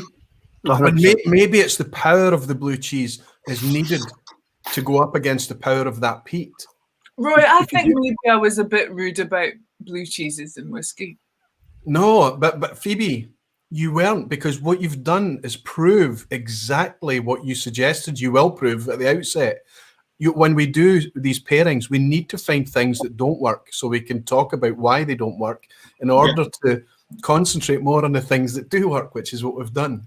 So Phoebe, maybe later in the year, maybe next year, you're going to get bullied to coming back on again, and we flip it completely and we do blue cheeses and we do soft cheeses and crowdies, and we try and keep everything in Scotland and keep it local, as Greg was suggesting too. Because the list that I've written down, and I'm just like, crowdy, and there's those cheeses by Humphrey Errington that would just match so well. You know, something like Lanark Blue. So we're getting the inspiration is going as well now, and you're coming back for round 2. I can tell it's going to cost me a fortune next time too. Iain Forteath, what did you think? What was are you similar? So I take my whiskey and cheese very seriously, and I tried everything with everything, which I thought was quite good. But as I mentioned to you before, when about a year into working for Angus Dundee, I literally went through our entire range with a massive selection of cheese from Ellis, and literally found a bunch of pairings for different things. I did find it's not very share friendly, but I'll send it to you at some point. But yes, for me, I think my favorite pairing was probably one with for the cheeses that were set with it, closely followed by 2. They were kind of neck and neck. I always think, like you said, kind of sherry works. A sherried whiskey, especially sherry whiskey with a bit of sweetness. If I was picking, can I take a guess at what number 2 is? Yes. Is that Glengoyne? Yes. There we go. Yes. No, I'm used to that kind of fruity sherried style from them. I would guess it's something pretty old as well, 18 or 21 in terms of age would be okay. But so that's what I hoped I could see by me masking what the whiskies were. Yeah. And not forcing anybody to do any kind of blind thing. If you wanted to treat it as a blind, you absolutely could. I'll start at the bottom, then I'll just reveal to you what the whiskies are. Ian, go ahead. Before we start, is number 3 a Kalila of some form? Ooh. I think we could get very close to suggesting that it is. I think I have 1, 2, and 4, but yeah, 3. I know what you mean. It's got that kind of salty puddle element to it, but I don't know if I'd put it to Kalila, but okay. Yeah, I thought it was a Port Ascaig 8. That was my hit. That was superb, Ian. Very, very, very uncannily close. I think it is a Kalila. In fact, I'll just put you out your misery. This is the new age-stated Scarabus 10, which is from Hunter Lane, which is very likely to be Kalila, of course. We don't know for sure that it is, but it's a single malt, so it is from One Isla Distillery, 10 years old, 46%, very, very good value. It's sub £40 for a 10-year-old Isla whiskey. And Ian, it's your favourite of the lineup tonight, you said, Ian P, yep. Favourite whiskey, although it was my least favourite for pairing with anything. I get exactly what you're talking about, but I love the goat's cheese as well, and I love the whiskey, but together, we did exactly that Phoebe thing that we were talking about to find the things that don't work. So does anybody want to guess number 1? Ian, I think you think Iain Forteath, you knew what it was. I don't want to get too arrogant, but so I was relatively comfortable with whiskey number 2. I think whiskey number 1 is my local distillery. It's got that kind of Deanston vibe, would be my guess. But I don't. When you say it's bourbon heavy, it's got more spice than I would put on the 12-year-old. So I don't really know. But that would be either that or something a bit further north. But I'm not really sure. That would be my guess. But well, you're a master blender for a reason, right? Oh, nice. Decent virgin oak, 46.3%. So unchill filtered as well. I'm not sure if this is natural colour. They may add a dot of caramel to this. I don't know, but with virgin oak cask, they maybe don't need to. But I've been stunned how time and time again, you go back to this fairly pedestrian, affordable dram, and it constantly. What did you think of it, Ian Petrie, tonight? It was the vanilla bomb when we were coming back and forward on that kind of thing. Yeah. Virgin oak. I couldn't be as accurate in terms of the distillery, but when you said bourbon, I was sitting there going, God, I think you might have mentioned before we've gone on that there was virgin oak in there somewhere. I was like, that's so vanilla-y. Yeah. There's definitely a virgin oaky thing to it. But yeah, it's great. Aye, absolutely. It certainly worked well with the cheese too. So we've got the Deanston. Ian, you're absolutely spot on again with Dram 2. I went for a 21-year-old. So this is more expensive, but if you wanted to do exactly what we've done with Glengoyne Legacy or a few other of much cheaper, half the price of this type sherry-style whiskies, you could absolutely do that. This is about £120 now, but you'll be able to pick up Royal Brackla 12, Glenturret 12, Glendronach 15 if you've probably got that in hand. Anything like that would give you, I think, a similar experience to what we had tonight without spending that much. But I wanted to treat you guys. I wanted you to have something nice, and Phoebe nailed it when she said velvety. Yeah, that's that velvety thing is what was happening when I was enjoying it too. And you, I think, Ian, you want to go and between the two Ians, we'll get 4 out of 4 here tonight. You want to go for suggesting what number for us then too? Only because I think Calum helped me with that thought. So I was between Macri Moore and Lecheg would be my guess, but I think that because he said Tobermory, I'm like, oh, well, it kind of helped a wee bit. Well, I had to pair Isle of Mull with the Isle of Mull twins, right? So we've got the Lechic 10, which was the first one, and then Dram 5, I brought the sweetness back in again to try the Tobermory alongside it. Because when I was trying it on Tuesday night, I couldn't decide what worked better, and I used the Lechic in our lineup because I thought that it was a nice contrast against Dram 3, working with the two peated styles, the more aromatic style, working with it. So there you go, absolutely fantastic. Phoebe, I hope you're going to hang around with us for the rest of the stream because I think you've got a few fans in too. I'd like to. You're a fun guy. I want to stay with the Irn-Bru stuff. Whiskey Central has said, holy, what a palate on this guy, talking about Iain Forteath. Well, he's making it for a living, so but it is very, very impressive. Jed Smith is saying Ian's on fire. Greg is saying sounds great. Sounds great. The Glengoyne there, absolutely. Whiskey Throttle is saying, has anyone tried the Isle of Arran cheese? I think Isle of Arran would be an interesting one. Maybe Phoebe for another lineup. What do you think? There's 2 distilleries on Arran now. Which Arran cheese? Well, that's true because it's a whole lineup, isn't it? It's a whole selection of cheese, which makes it really interesting. I'd try the Irn-Bru. That would be fun. Irn-Bru. As I've tasted it once, and the cheese taster for Waitrose who was tasting it with me said, "Oh, there's more than a hint of the cow's tail to that one." I'm already intrigued. Like somebody suggested earlier on, manure is not an off note. And Petehead is saying the whiskies tonight are not cask strength. Have you tried cheese pairing with cask strength as well, Phoebe? Ian has got his hand up. Yeah. My favourite cheese pairing is tomato and cask strength, and I've had it with cheddars. I've had it with a few other things, and again, there's a lot of sherry in the cask strength. It even goes at a push with little Aldi's Taste the Difference cheddar Bannocks. Just a packet of those and a bottle of cask strength 12, and I will be sleeping on the couch as a very happy person. I hope. Even for you purists out there and the people that don't really love pairing whiskey with food, I understand, I get it. I really do. But I hope that this has inspired you just to sacrifice 1 or 2 drams with a wee chunk of cheese, something like what Ian's talking about, something, whether it's cask strength, whether it's just your regular pedestrian whiskies that you're very familiar with, and see if you just can't, if you don't amplify the enjoyment, fine, but you might be able to bring something new and something different. And I think that if it's whiskey that you've got on the hand, you're not spending any more for it. I think it's just a fun way to get more value out of your drams. I hope you have enjoyed it joining me tonight. I'm not saying good night to any of you, by the way, but we're kind of moving on to our next thing, and we're already miles into it. We're an hour and a half in.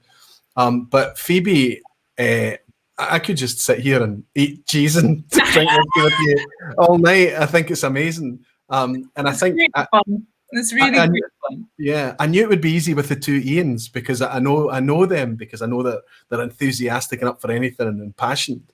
But it was brilliant to have you on as well. Ian Petrie, what a find. Thank you for your recommendation, my friend. Phoebe, stay around, won't you? And come on a wee bit later and maybe hang around for the quiz at the end. Absolutely. Thank you. You're very, very welcome. Thank you, Phoebe. It was amazing to have you on. And you'll be able to chat to all your fans that you've got in the lounge. If you pull up YouTube, you can chat to the folk in there. Thank you so much, Phoebe. I'll see you shortly. Thank you. Ian, I know that Ian Forteath, you're going to be hanging around as well, yes? Yeah. Superb. We've got another quiz. I think it's going to be slightly easier than the one we had last week. Okay. But not for you. It'll be harder for you because there's less Angus Dundee questions in there. Well done, buddy, and well done on the palate and drawing in on the whiskies as well. It shows that it was worthwhile just keeping them blind, if you like, so that you could at least play a wee game too. Yeah. I hope you enjoyed it. I'm going to bring you in again to join us a wee bit later. Hang around for the Irn-Bru fun, won't you, my friend? Sounds good. Thank you, buddy. And Ian, we're left with you and I. We're going to move on to a topic that has... I don't think we could say that we're passionate about this thing, but we're fond of it. For some bizarre reason, we're bizarrely fond of this thing. This is what is commonly lovingly referred to as, I'm going to take a sip of it because simply the can's open and just to see how it works with what we've been doing. You probably find the effervescence will help lift the fats off your palate. Oh, yeah. Beer's very, as you were saying, the tannic thing. Beer, I've heard a lot of good things about with cheese. If you do any kind of barrel-aged porters and stuff like that, the slight effervescence is very good for that kind of thing. Well, the sweetness will probably be too much. Yeah, it's very sweet. It's very, very sweet. But the sweetness has changed on this, and I know why, because they've changed the recipe to do with the legislation and the tax on sugar and everything. So they've gone for more artificial sweeteners in here rather than natural sugar. It's like this bizarre thing that we end up doing where we follow the letter of laws rather than the spirit of them, and we end up with concoctions like this, right? That being said, despite the saccharine sweetness that's come into this that never used to be there, this is a very nostalgic flavour profile to me. Unbelievably nostalgic. This was the type of thing, this is what I got when I had to take medicine. I had to wash it down, and I was like, okay, I'll take the medicine, but can I have some Irn-Bru? And all when I was very, very young, the sugar rush that I got from Irn-Bru, and all my friends, we all got from it, was part of our childhood. 100%. What else was part of our childhood, Ian, is the cultural thing. You were part of making Jesse's video. I'm going to bring Jesse in a moment. But before we bring Jesse in to talk about what he's done to Irn-Bru, we're going to talk about why we're talking about Irn-Bru tonight, what it actually means to a Scot. And I'm not just talking about West Coast Glaswegians. I'm talking about Scotland. It's a cultural phenomenon, isn't it? Why do you think that is? Well, it's interesting you say that because I'm Perth originally, so I'm the East Coast, and it's the same level of, it's kind of what you drink. I mean, the hangover thing is always there. It's the best hangover cure you'll ever have. And when it had 32 grams of sugar in it, yeah, of course, you got water, you got so much sugar, you felt amazing at the end of it. But it was just, I mean, I remember going through a period when I was at university where pretty much all I drank was Irn-Bru or 80 shilling. That was all I drank. And it wasn't a great time again for weight gain and stuff like that. But yeah, it's so ubiquitous. It's the only place that you go in and you see fridges and fridges and fridges of glass bottles of Irn-Bru, and there is no Coca-Cola, Pepsi, Sprite, 7-Up, all the big names. They're not there. It's just racks and racks of those. And specifically this glass bottle is such a nostalgic thing. That's why I had to go and buy this glass bottle. And I went into a local newsagent here up in Bud Hill in Glasgow. And I walked in, and it's the type of place you go to get everything. The selection of Irn-Bru that they had was mind-boggling. They had wee bottles and cans and big cans and big plastic bottles and multi-packs and glass bottles in every way that you could choose to buy it. Irn-Bru Extra and Diet Irn-Bru, and this is just the regular one, obviously. This colour arrangement here, this blue and this orange, it's just part of the backdrop of Scotland, I think. Bizarre. Yeah, it's the how you say about medicine and things like that. It was, and I know that there was the whole Irn-Bru made in Scotland from girders thing. There was this influence that it was a health drink because it started out as a tonic way back and all that kind of stuff. But it was this kind of macho is the wrong word. This kind of strength that the backbone of Scotland came from this girders made in Scotland from girders. There was this. We drank Irn-Bru. Nobody else does, although they do because it's sold in other places. But it was our thing. It was our thing. That's right. And it's not in a kind of like it's ours and no one else should have it. But it was, and then I remember going down to York as a kid, and we were trying to get a drink of somewhere where we were getting food, and I asked for Irn-Bru, and the guy looked at me as if I had two heads. He had no idea what it was, and I just remember just going, "How could you not know what this is?" Yeah, and it just wasn't a big thing. Then it just wasn't. Well, what I'm doing here is because you said some very interesting things in Jesse's video, so I'm grabbing Jesse's video link that everybody has to go and see. What a great, fun, well put together video it is. But I'm going to just drop that video link in so that everybody can open a wee tab and watch it afterwards. If you haven't seen Jesse's Irn-Bru video already, you and I both feature in it. It was privileged to be part of that excellent wee thing that he made there. Yeah. But you talked about the cultural thing and how it came about. And I heard a wee anecdote, or I read a wee anecdote, that when they were building Glasgow Central Station, part of the temperance thing and all that, they were trying to get the workmen away from their thirst quenching with beer during the day. So they come up with this tonic, which was inspired actually by an American invention in the late 19th century, this Irn-Bru thing. And the AG bar took that concept and developed it into what we have today and gave it to the workmen.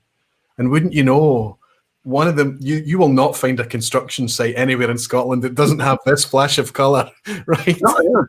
A bus, a taxi driver, a shop, a cafe. It doesn't matter where you go. It just colours our landscape. There was the character in Ramsay Nesbitt, which was the Scottish sitcom, and there was the character James E. Cotter always had a glass bottle of brew in his outside pocket of his suit jacket. And it was never expressly mentioned. It was never expressly pointed out. But the reason that was such a wonderful touchstone is that no matter if you were in Perth or Dundee or Glasgow or there was always somebody cutting about with a suit jacket on with a glass bottle of Irn-Bru in the pocket. Every town, every city has its own Jamesy Cotters, right? Absolutely. But we talk about this, and we can't get away from the fact that part of the magic is the amazing marketing that we've had over the year. They seem to do this great thing of taking a Scottish thing, adding in a huge dollop of very specific Scottish humour and putting it together and just taking it right up to the edge, as closest to the edge that they can get away with, and making magic. Ian, I'm going to share a clip right now that you'll be very familiar with, and I'm going to share it with everybody. I want everybody to enjoy this 60 seconds of just great fun. Enjoy. So, what are we going to call her? Fanny. I want to call her Fanny. We can't call her Fanny. Fanny? I like it. It's unusual, unique. My mum's a Fanny. Granny was a Fanny. She'll be joining a long line of Fannies. Aye, it's good to keep up tradition. Oh, Fanny, you're just like your daddy.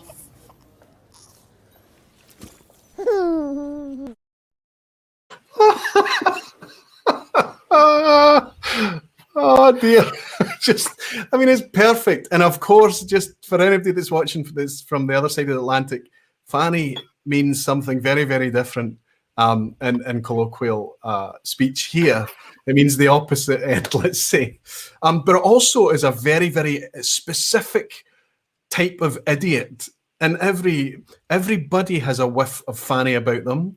Everybody knows somebody who's us in their friend group that is a bit of a Fanny. And that's what Irn-Bru did there. They managed to take that word and use it as a given name, but suggest all of that brilliantly. And of course, starring Ian Petrie. which is amazing how you stitch together the themes tonight. You know, you kept putting me in touch with Phoebe in order to come on and do the cheese thing. And then obviously being able to talk about that and actually have been featured in, I believe, YouTube's most popular Irn-Bru ad. It was interesting because it was a period in my life where I was trying to be an actor, and I'd been seen by the same director for a couple of different adverts. Never got them. And then I went back for that one, and God bless him, he stuck at it, because Bars originally didn't. We wanted somebody else, and I went down to the line.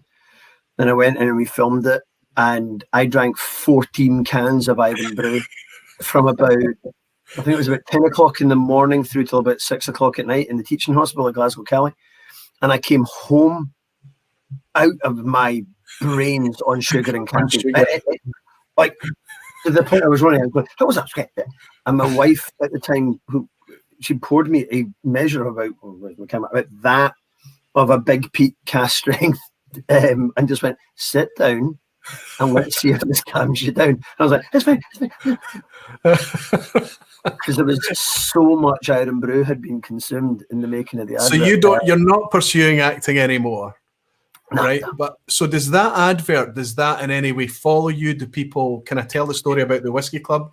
That I was at the Whiskey Club in the first few weeks, and every time I spoke to you, I'm like, I know this guy. I feel like I know him from somewhere. And I'm from Perth. It can't be that I know you from Perth. It can't be. And we eventually, somebody said to me, Roy, I think you notice him, you recognise him from the ad. And I said, what ad? And I watched it going home in the train on YouTube that night. And I was like, of course it is. That's where I know him from. Absolutely amazing. What year was that? When was that? I keep forgetting. It was before my son was born, so it's definitely over 7. There was a World Cup. I remember there was a World Cup, whatever World Cup it was in Germany. And England were playing, I think so, because England playing France. And that was the first time I went on TV, because it was meant to be internet only, because the other people who were in the other adverts were more successful actors than I was, or are still, because they're still acting. But it then got quite successful on YouTube, and it started to trend, and it started to do really, really well. And then they brought it out, and it peaked with, I mean, I mentioned it in the thing to Jesse, there was people leaning out of vans shouting, "Hey, Fanny!" at me. I went into Ashton Lane, and I was standing looking for my friends who were sitting in a beer garden, and people were looking, going, yeah, there was all that kind of going on. And it culminated, there was a wedding for a friend of mine, and Ali McCoist was a guest at the wedding as well. Now, there was a queue to get a photograph and autographs of one of Scotland's most famous football players. And just one wonderful moment, there was a longer queue lined up for a photograph with me than there was with Ali McCoist. And there's this wonderful moment where he looked across to his mate and went,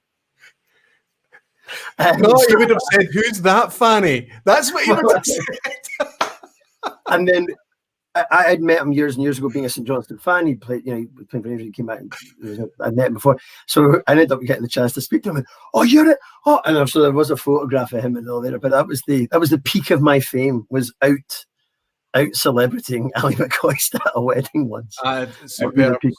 And I think if I was to pick my favourite ever Irn-Bru ad, that would have to be up there. That one, just the perfect kind of mix of the humour, specifically Scottish humour, and just the way that the whole thing is naively set around the bed, and you're the guy using the Irn-Bru to fight against this madness and things, and she holds the jumper up, and your expression on your face, everything is just. I remember when that was out. I remember when that was a brand new ad at the time. Everyone talking about it, Ian, and we didn't think. We loved it. And it endeared the product to us so much more. It endeared our own sense of humour and identity to us a wee bit more. That's what they are able to do. If anybody's interested in getting a wee bit more of what I'm talking about, go to Irn-Bru as a YouTube channel. Just they have their own YouTube channel, and most of the ads that haven't been banned are there on their page. The Snowman one, more of the Irn-Bru Gets You Through series, which was some of the best. In fact, we'll share a wee bit more. In fact, what I might do, Ian, before I bring Jesse in, can I show one more? Of course. I'll show one more ad. This is not an Ian ad, but it'll show you the humour. I'll save the risque one that's been taken down till the end, but I'll share this one. It's another kind of brilliant take on just Britain laughing at itself. Brilliant. Dad, this is my new boyfriend, Jeff. Nice to meet you, Mr. McGee.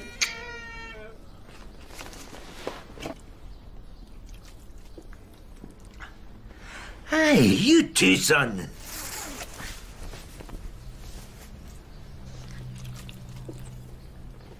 So, any plans? Just gonna take Wembley here for a walk.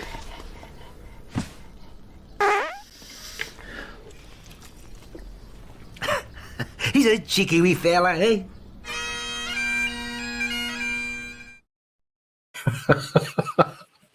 Now, again, that thing that, you know, there's this kind of Scottish English thing and we're all kind of fighting, and then you get on holiday together and you end up being best of pals because you realise that culturally it's only the accents that change, right? And that kind of just sums up that the guy sitting reading a magazine called Scottish Stuff.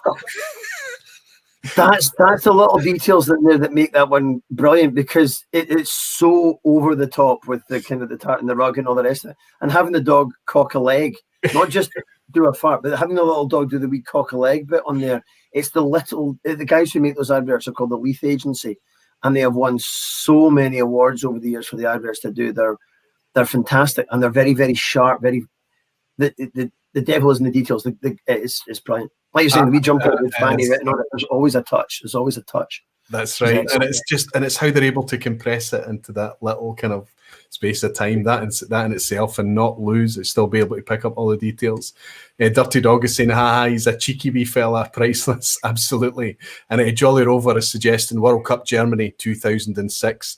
That just shows you we've been called up on our age there, Ian, and we lose track of the years. So it could be that long ago. Head over to the YouTube Irn-Bru channel and just have great fun. You'll end up down a rabbit hole for half an hour or so, but you'll come out with a belly laugh and a sore face laughing. I think it's great fun. But what we're going to do is we're going to I'll bring you back in, if you're okay with it, Ian, to kind of do a tasting. I know you don't have any Irn-Bru on. You've got Irn-Bru on hand? You do? No, Irn-Bru. I just have the distilled stuff. Okay, so Jesse and I are going to talk about his video, and I think we're going to actually mix it, but we'll bring you back in, and we'll bring Phoebe and Ian back in as well, because I managed to get a wee drop of this distillate to them, the most priceless, precious distillate. Jesse, if you're good to come in, I'll bring you in now. Jesse, thank you so much. Coming in from New Zealand. What time is it down in the Southern Hemisphere? It is 20 to 11 in the morning. Fantastic. Thank you so much for joining us. And thank you for sitting in the background so patiently as well. I was a wee bit worried that you might be having a lie-in, but you did drop in eventually. Can I introduce everybody to Jesse? Welcome behind the bar, Jesse. It seems strange that this is the first time you've stepped behind the vPub bar. This is the first time I've had you on, is it? I don't know, Roy. I thought I'd been on before. I think we're so used to just speaking to each other over video that this doesn't feel strange. So I get it. So, okay, this is Jesse. Jesse is just a fabulous human being. I've been able to hang out with Jesse in Texas in 2019. We got on great together. And I've been in touch with him ever since. He's the head of a fabulous channel on YouTube called Still It. It's all about home distillation because it's legal in New Zealand. It's not legal here, of course. And that is how Jesse and I got to know each other. So we're kind of doing the same thing in a similar kind of bubble, but very, very different. Jesse, you were watching a vPub one night and up popped a topic. Someone suggested to you or planted a seed. Is that how it came about? I think so, yeah. I think it was a bloke called Terry Doland. Northern Irish guy, yep. Irn-Bru's very popular there too, yeah. Who got in touch. And I got to say, Roy, I got this can and set it in front of me. I've been sitting in front of this can unopened now for, how long have you been live? Almost two hours. And dude, all I've wanted to do is open this shit. Irn-Bru gets you through, Jesse. Cheers. It's my last can, and my last bottle. So, what I'm going to do now is I'm going to pour my last precious drops because all you managed to make from 40 cans of this stuff, because it's not easy to find, right? Where you are. Sorry, go ahead. I could find it in the end, but it was pretty expensive. I think it was like $2.50, $3 a can or something. So what's that for you? Like a 1.5 pound a can or something? And I was wrong. Sorry, Roy. It was 30 cans I ended up putting in because I had 48 cans total. I saved a few for a few different things. Had a few for a few different tests. So it was 30 cans that went into the distilled version. Excellent. But even from 30 cans, you managed to make 600 mil. Half 600 mil. At 50% ABV. Yeah. At 50% ABV.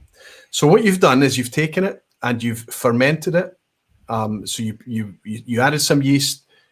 Please watch the video. Just the video. I hope I'm able to put the link in again. It's fascinating.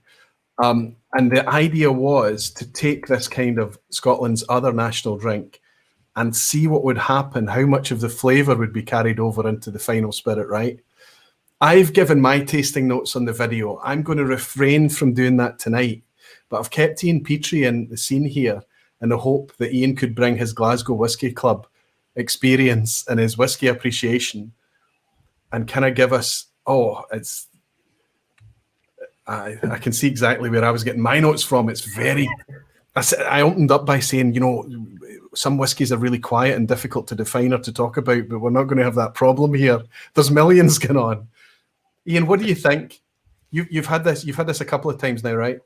Yeah, it's fascinating because it's so obvious, but it smells like Irn-Bru just in a ridiculously concentrated kind of ethanol level of it, which is what the distilling obviously is. But when I watched the video, I didn't realize that you obviously put the yeast in. I would have wondered if when you were putting the yeast in, the yeast would have changed it. It would have had a yeasty note. It would have done something to the sugars or something, but it hasn't. The note that keeps coming back, and I almost struggle to get past, is if you've had a large bottle of Irn-Bru and you haven't been able to put it in the fridge, and you've been drinking for it over time, and you go out the next day, there's a bit obviously at the top of the rim where all the sugars have sort of crystallized and all the rest of it, and it's insanely sweet on that first mouthful. And it reminds me of warm Irn-Bru as a kid, just playing football, even a bottle of Irn-Bru, and then drinking from that and going back to this warm, fizzy drink. I used to drink like a lot of people underage, which I never did because that would be bad if my mum ever watches this. Vodka and Irn-Bru, because they were the two easy things that you would get hold of, and that is like the remains of that at the end of a night of a party or whatever. It's that, but there's stuff going on. It's the intense orange sweetness. I think Lloyd mentioned that before. There's something that made me think of strawberries. So because I didn't have any Irn-Bru, I made a cocktail.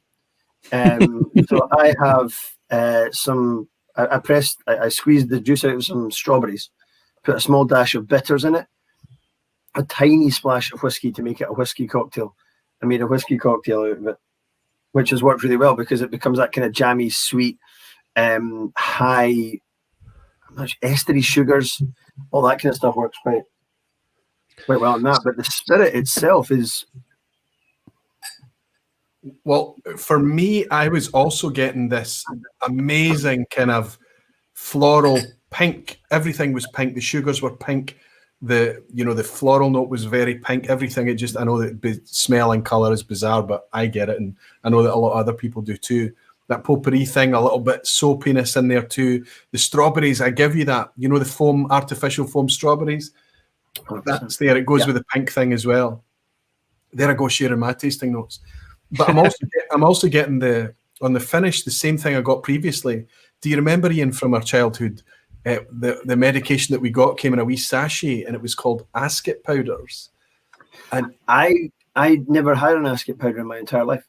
Okay, maybe soluble Disprin or something like that, or any kind of sweet. The bit I get is almost like if you distilled Calpol, and taken that kind of kids medication, that's sweet. Again, going back to that strawberry, red foam berry fruit thing. Yeah, if you distilled Calpol That's probably not a thing to try and distill, Jesse. Don't try and do that. Yeah. Don't be tempted to do that. Horrendous things like that. But that would be, it's childhood in a glass in an adult form. Let me ask Ian before you drop into the background a wee bit, for a wee while, because Jesse and I are going to mix these in a second to see how they actually work as a mixer with Irn-Bru. If this was finessed and fettled a wee bit, and I know my answer to this, if this was available as a product, not marketed towards kids and not as a soft drink, but specifically marketed as a high power spirit, much in the way that a gin might be flavoured with Irn-Bru, that's available, would you buy a bottle of this? Yes. I know, right? There's not hesitation. Have it. I would use this in place of vodka. Yeah, I would use this to add fruity cocktails and things like you've done there. This would be perfect, I think. As I said, the strawberry, the sweetness, it works with that. That's why I went down that route with the cocktail.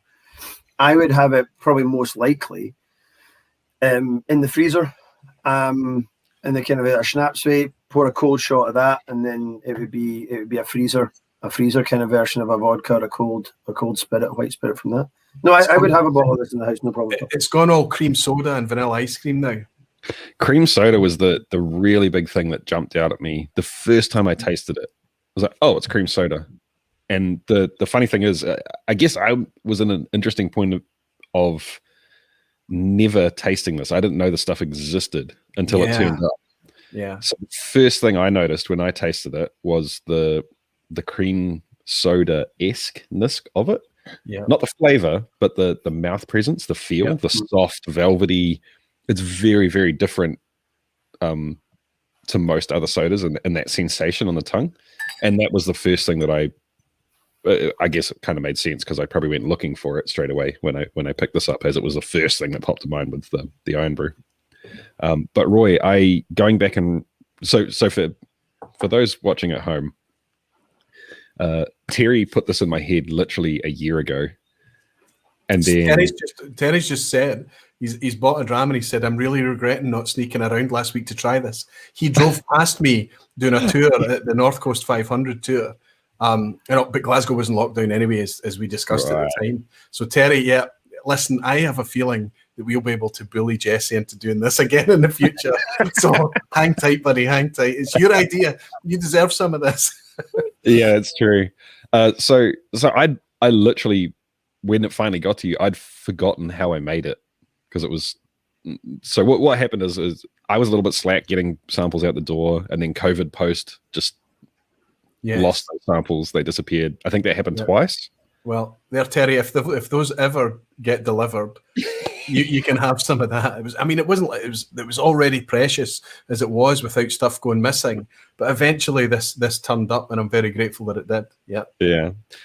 So I forgot that I used a yeast called Hornindal to ferment this. And the reason I used Hornindal is it's a Kvike yeast. It's a whole nother topic. It's kind of taken the brewing world by storm over the last 5 years, maybe. But I used it because I was fairly certain that it would just rip through anything that it found. And I needed all of the sugar to ferment that I could.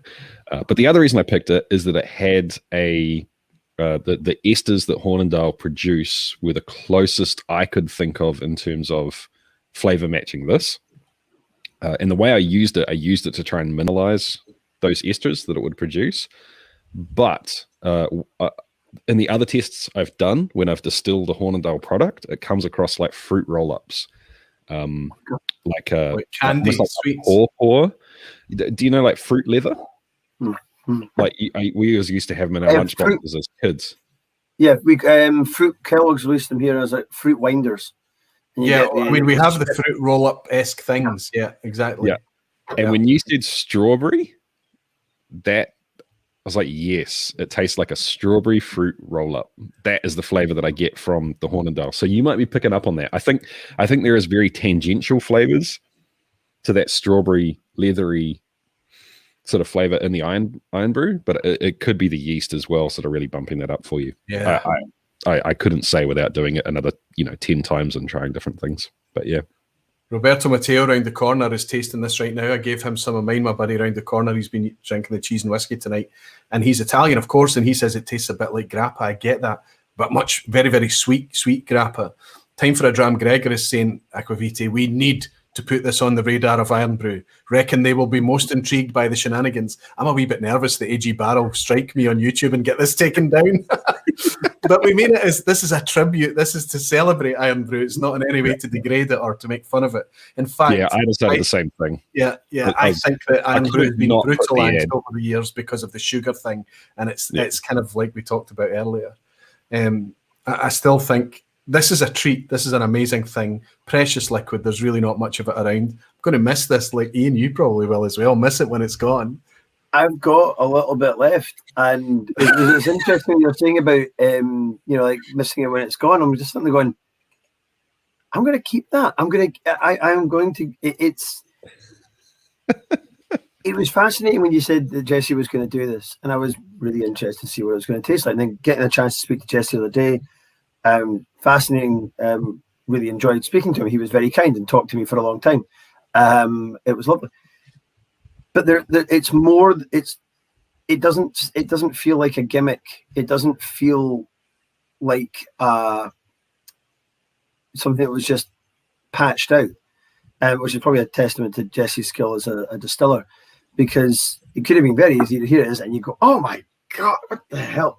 Whereas what's in there is I said, it's childhood in a glass. It's all these memories. One of the very first hangovers I ever had, we were out camping and I'd left Irn-Bru outside, and it was literally chilled in the dew of the morning. And I got up and I was walking about and I was drinking it. It was the single greatest, and it still remains the single greatest kind of Irn-Bru I've ever had in my life. And so memories like that I have not thought about for 30 something years. This kind of thing. Are bringing that, maybe not 30, that's a massive bit of an exaggeration, 20 something years. That's probably what it is. I get it. This is nostalgia, maybe building on the serotonin levels from the cheese and whiskey pairings I've been enjoying tonight.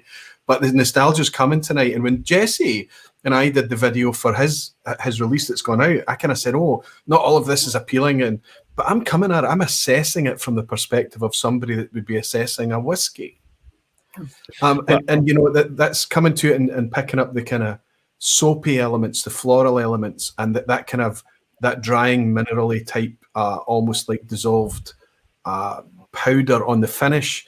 All of that is coming from the way that I would maybe approach, I don't know, a gin or a vodka or something, in the same way that I would try and appreciate a whiskey. I think that this has got more flexibility as I sit here enjoying it now. I think this has got this amazing fruit that's in the spirit, that if you were to even add this to a fairly plain mixer like a soda water or a tonic or something like that, all the fruit would be in the spirit. Yeah. I've poured some off. I'm tempted to get, but we're going to mix it with Irn-Bru. Tonic would work really well with that.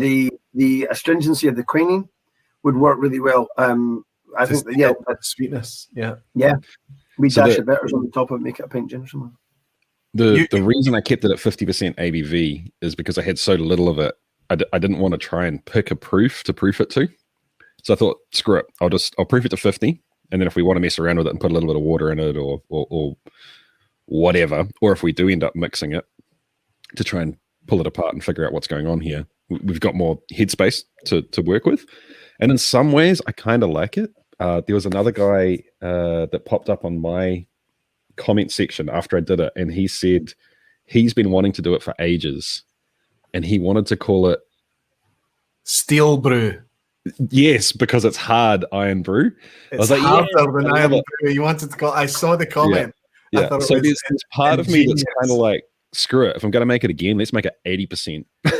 Let's make it. AG Bar, if you are watching right now, Ian and I are only going to take a small commission, but Jesse is the guy that you're going to be wanting to talk to. Steel Brew, that way you sidestep the child youth marketing thing. You take it straight out there as a product. You market it as a spirit that can go with any mixer. It can take vodka's trousers down, and hopefully it can be Scottish with a wee bit of Kiwi flavour. The funny thing is, man, is there is I found it very interesting watching through those ads. And the initial plan for my video was to have these little Easter eggs of 15 different Irn-Bru ads in my video. And the way I ended up getting the video together, that didn't happen. There is one Easter egg in there, and no one has commented on it yet in the comment section on my video.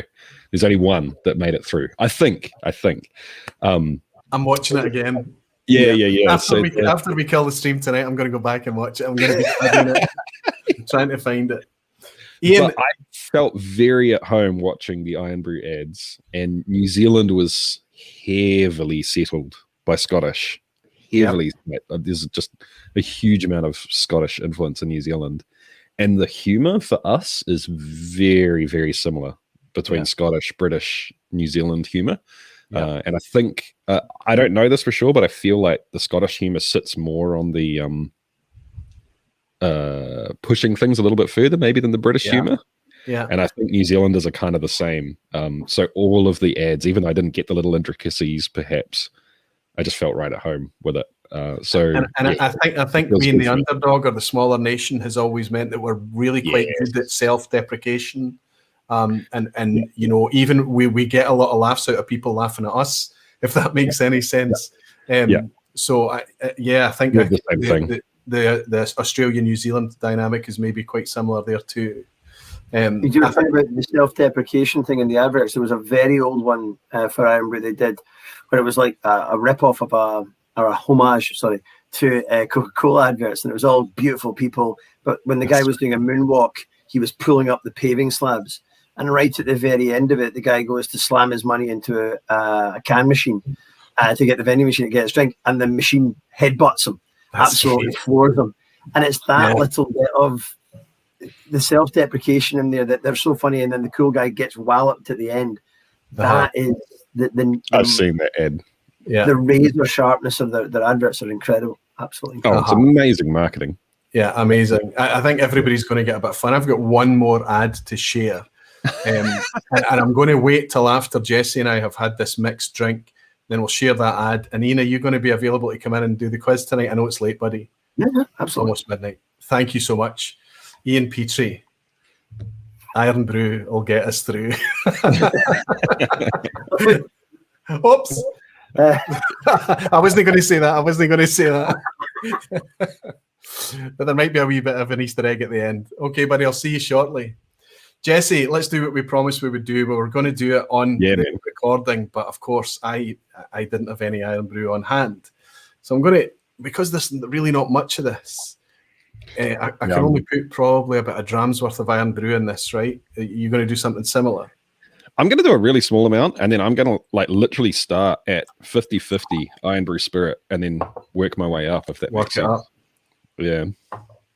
Still, sorry, I don't want to. First nose in at 50-50 is still all the kind of. That's a wee bit quieter. Obviously, you can put your nose in, but you're still getting so much of that spirit power, that sweet orange. It has almost a I'm not quite sure what to put it as. It's almost like a powdery salinity, something like sherbet. Yes. Sherbet. Or even when you talk about cream soda, do you ever get the cream soda that you made from a powder? Mm-hmm. We would call it cremola foam here. They had an orange flavor. Give it a taste, Roy, and think of the iodine that comes with some of the Islay scotches.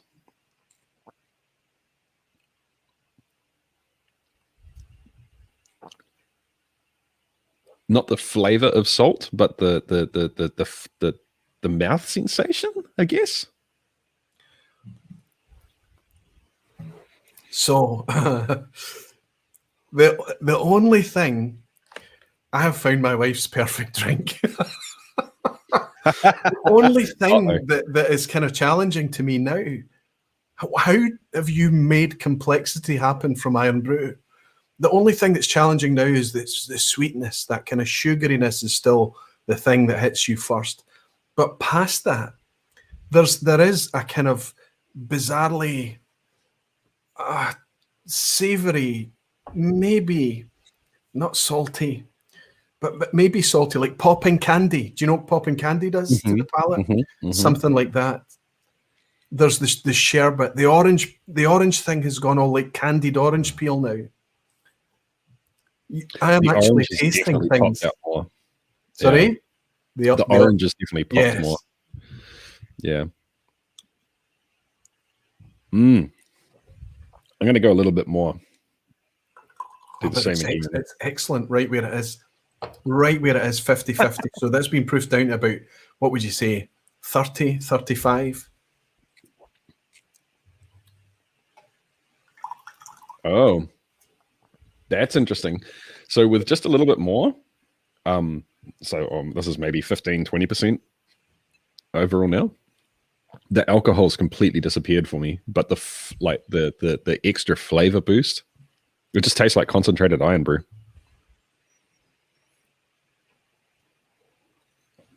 Oh yeah, syrupy now. Irn-Bru syrup. No alcohol at all, no burn. All that cinnamon spice is gone, right? The cinnamon thing. I think you're right, Roy. I think 50-50 is where it's at. But I mean, this is suddenly a drink. See, if you're in company and somebody, I mean, look, we've even made it almost the colour of Dalmore, right? So I think if you're in company where not everybody's going to want to get their head around the whiskey, again, you've made a drink that will work wonderfully well as a mixer, a base for mixing. But I guarantee you there's things to taste in here. There's complexity in this spirit as well.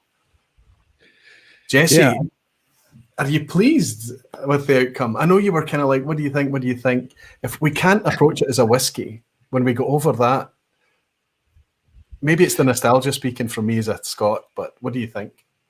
I still feel like one of the biggest problems I have with the channel is every time I'm in the shed, every time I'm running the still, I need content from it. I just don't have enough hours in the day to get enough content and to get the editing done. So I never get to refine things, right? Like I don't get to make something, figure out what's wrong with it, and go through 15 iterations of dialing it into exactly what I want. So this stuff is not objectively good right now as a distilled product. It's rough around the edges. It needs a lot of work. But I don't know, especially after tasting it mixed, I think something could be made very similar to this that would work the same as a gin, a really high quality gin that you can drink. I absolutely agree. That you can drink neat or mixed. I have sadness that we don't have enough left. Maybe Ian Petrie has enough left in his sample, so that if anybody from AG Bar gets in touch, we could give them. I still have a half bottle. I've got this. Well, I got about that much and that much again. But so that's how precious this was. That's quite amazing. So what we need to do is try and keep that and archive it, because this is this distillation 1.0. This is the rough around the edges proof of concept. And as a proof of concept, I think you've kicked it out the park. I think it's great fun, Jesse. I think you've made something that's not just interesting and shenanigans. You've genuinely tried to create something that would make us appreciate a finished drink that also holds the legacy and almost an homage, as Ian said, of the original product in there as well. It's respectful to what the original product is. This is an absolute privilege to have been able to sit down and drink it with you as well. 50-50 was the right mix. I think so. If it was me, I would probably just have it neat. I do want to try it. I'm keen. You need to make more so we can try it with tonic and soda and everything. There's something special about distillation that almost doesn't let you get away with that bullshit, basically. Yeah. In terms of, I mean, there's all sorts of silly things you can do, right? You can distill or just buy in neutral grain spirit, whack some sweeteners and some, I could have bought neutral grain spirit, put some sugar in it, and thrown a little bit of concentrated Irn-Bru syrup into it and called it distilled Irn-Bru. And to me, that would go very much just for the heck of it, really quickly. And a lot of products you find on the shelf are just like that, right? Yep. But if you actually take the product and start with the original product and go through the whole distillation process, I almost feel like it's kind of impossible to not create something that's sort of a litmus test for what the original product was to start with. Yeah. Does that make sense? Like you can make it slightly better or slightly worse, but whatever you create, it by definition has to be the essence of what you started with. Do you know what I mean? It's made about 10 minutes drive from my house. This is actually produced. Yeah. So I need to go along and ask them how difficult it's going to be to get some Irn-Bru concentrate down to Jesse in New Zealand so you can play a wee bit more, just for fun, just like a Skunk Works exercise. Nothing public, nothing under contract or partnership with AG Bar.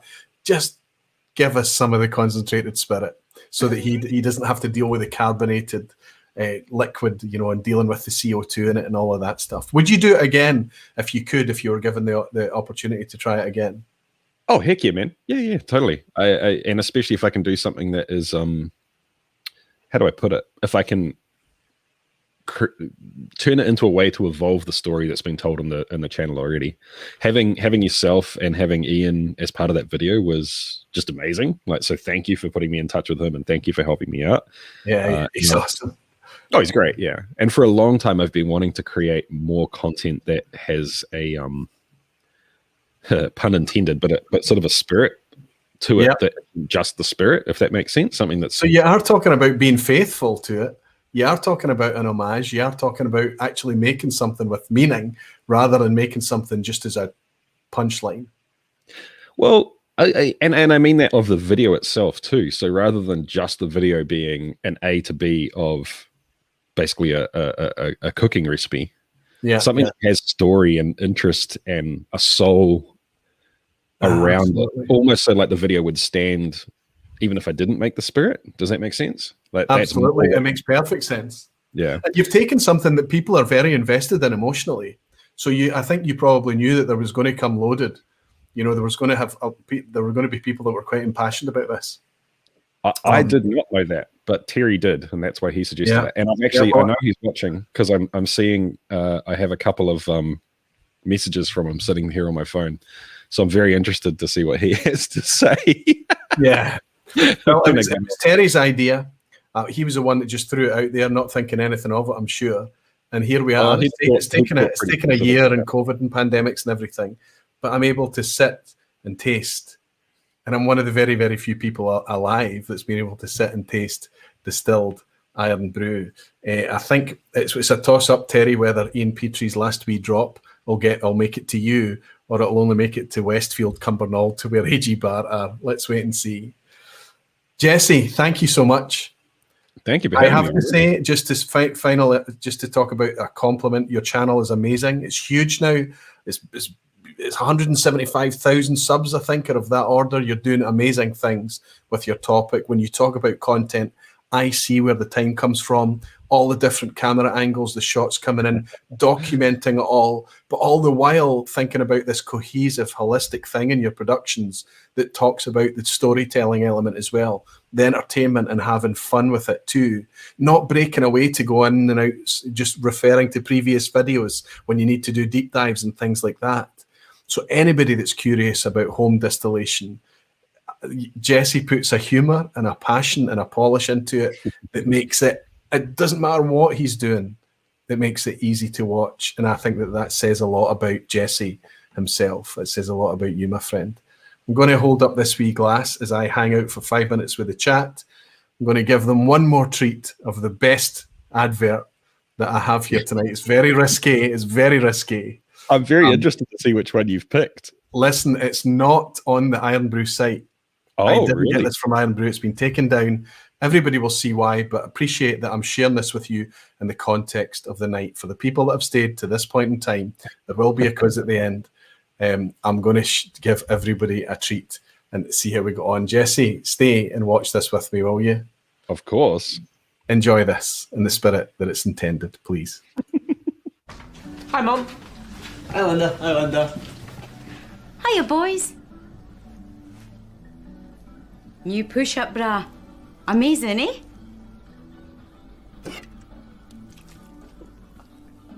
Looking good, Mum. Oh.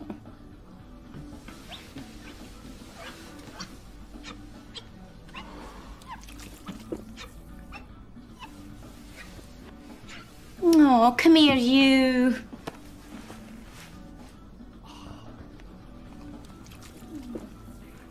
Group hug?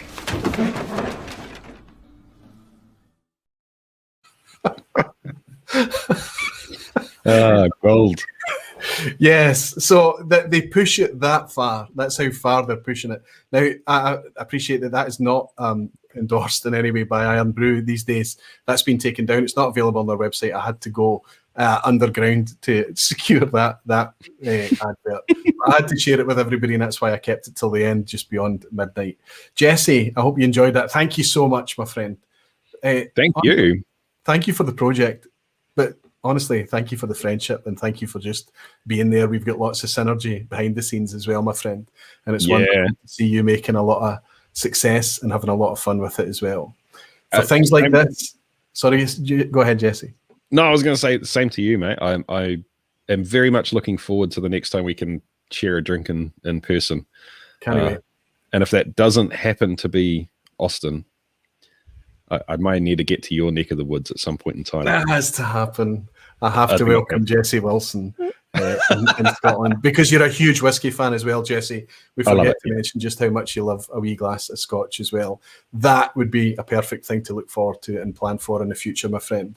But for wee projects like this, and for everything in your future, Jesse, thank you very, very much, my friend, and thanks for coming on and doing this collaboration tonight. Cheers to you, my friend. Cheers, Roy. And a lovely dram of Irn-Bru is too. Stay for the quiz, won't you? Are you able to? Yeah. I've got to run to the bathroom, mate, but I'll be right back after that. See you in 5 minutes. Thank you, Jesse. Thank you so much, buddy. Graham Young has bought me a dram from Canada as well. Better get this in before the monetization goes out the window. I might just get that taken away from me after what we've been doing tonight. It was always intended to be fun. Phoebe coming along and sharing the cheese passion with us. Me trying to teach you that, yes, there are different ways of enjoying whiskey. Yes, it's not a pure way of doing it. We understand. It's maybe not the way that I would do it 9 times out of 10, but just occasionally. It's good fun. It's just fun. And then coming on to have just a bit of fun and a wee bit, more than a wee bit off-piste, honestly speaking, to celebrate Scotland's other national drink as well. What a collaboration that is. Please watch Jesse's video. It is an absolute treat to watch. Start to finish. It's great fun. Calum Muir has bought me a dram as well to say thank you for putting together this fantastic evening, Roy. It's been great to taste along with you tonight. Sorry for spoiling the lead chick. Calum, it was not a spoiler at all, not whatsoever. I publicly put it out there. I put it out on Instagram and I put it in the description of the YouTube video as well. It didn't matter at all. I know that those guys would have just been sitting happily in the background. Very impressive that they're able to pick out. Iain Forteath managing to pick out 3 out of the 4, and Ian dialing in on what I'm sure he's absolutely spot on, that the Scarabus is probably more than likely a Kalila. There is a quiz at the end. It will be on theme. It will be on topic. I hope that some of you are able to hang around with and stay. Well, I noticed that how many of you were hanging through what is a very, very different take on the vPub tonight, and I'm very, very grateful to how many of you turned out to hang out with us tonight. It's always wonderful to have a Thursday night with you. I'll be back here next Thursday. For anybody that's going to disappear before we do the quiz at the end, I'll be back again next Thursday. I'm still working out what the topics is going to be. Things remain up in the air because things are starting to open up and get back to normal again. So there might be less guests going into the summer, but I think that that's going to be okay. Jerry Miller has also bought me a dram, excuse me. I've got the Irn-Bru repeat. And he's saying, just another Thursday family get-together, Roy. Thanks, Jerry. Thank you so much to you, my friend. Cheers, Jerry. Wonderful stuff. Cheers, Calum, and cheers, Graham, too. Okay, quiz at the end.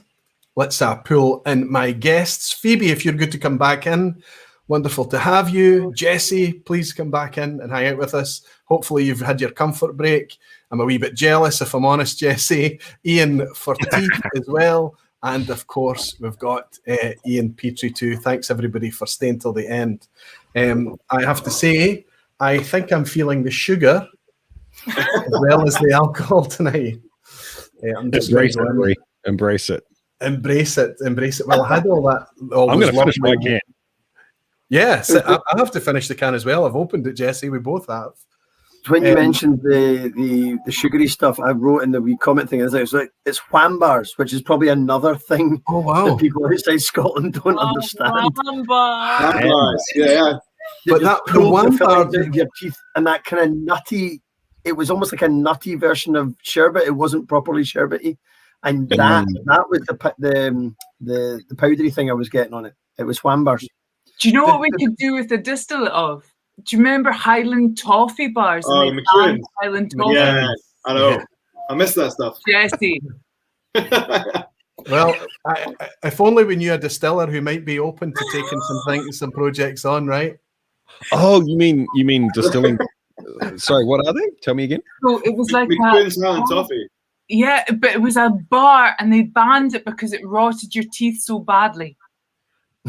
Oh, we had K bars. It was like, was it really, really hard? Like you had to kind of suck on it and chew on it, and then it would slowly dissolve. Exactly and then it stuck in every gap in your teeth, and you could go around eating it for another half hour after you finished it. Yeah, it was like braces, except instead of fixing your teeth, it made it worse. yeah. Oh, you couldn't braces. You would have to literally just wait for it to dissolve. Right? but did wham bars, Ian, not have like almost like a popping candy element in them? Yeah, there was a hard sherbet inside it. I think it was. I don't think it was popping candy. It was a sherbet, and it was. I mean, whatever they poured that glucosey, whatever that material was that used to chew on, it's the center of that. But then there was Irn-Bru bars they did as well for a short period of time. They were great. I've forgotten about those.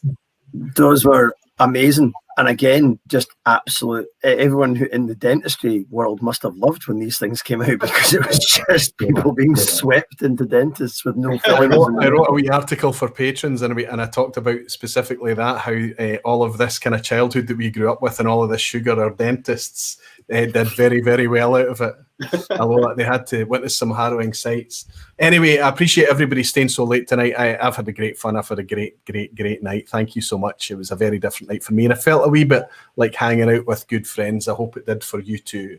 We're about to spoil that right now with this quiz because there will be some banana skins. There will be some ASAC questions. Of course, that's what the quiz at the end is all about. I hope everybody in the lounge is able to hang out as well and enjoy a few on-theme questions.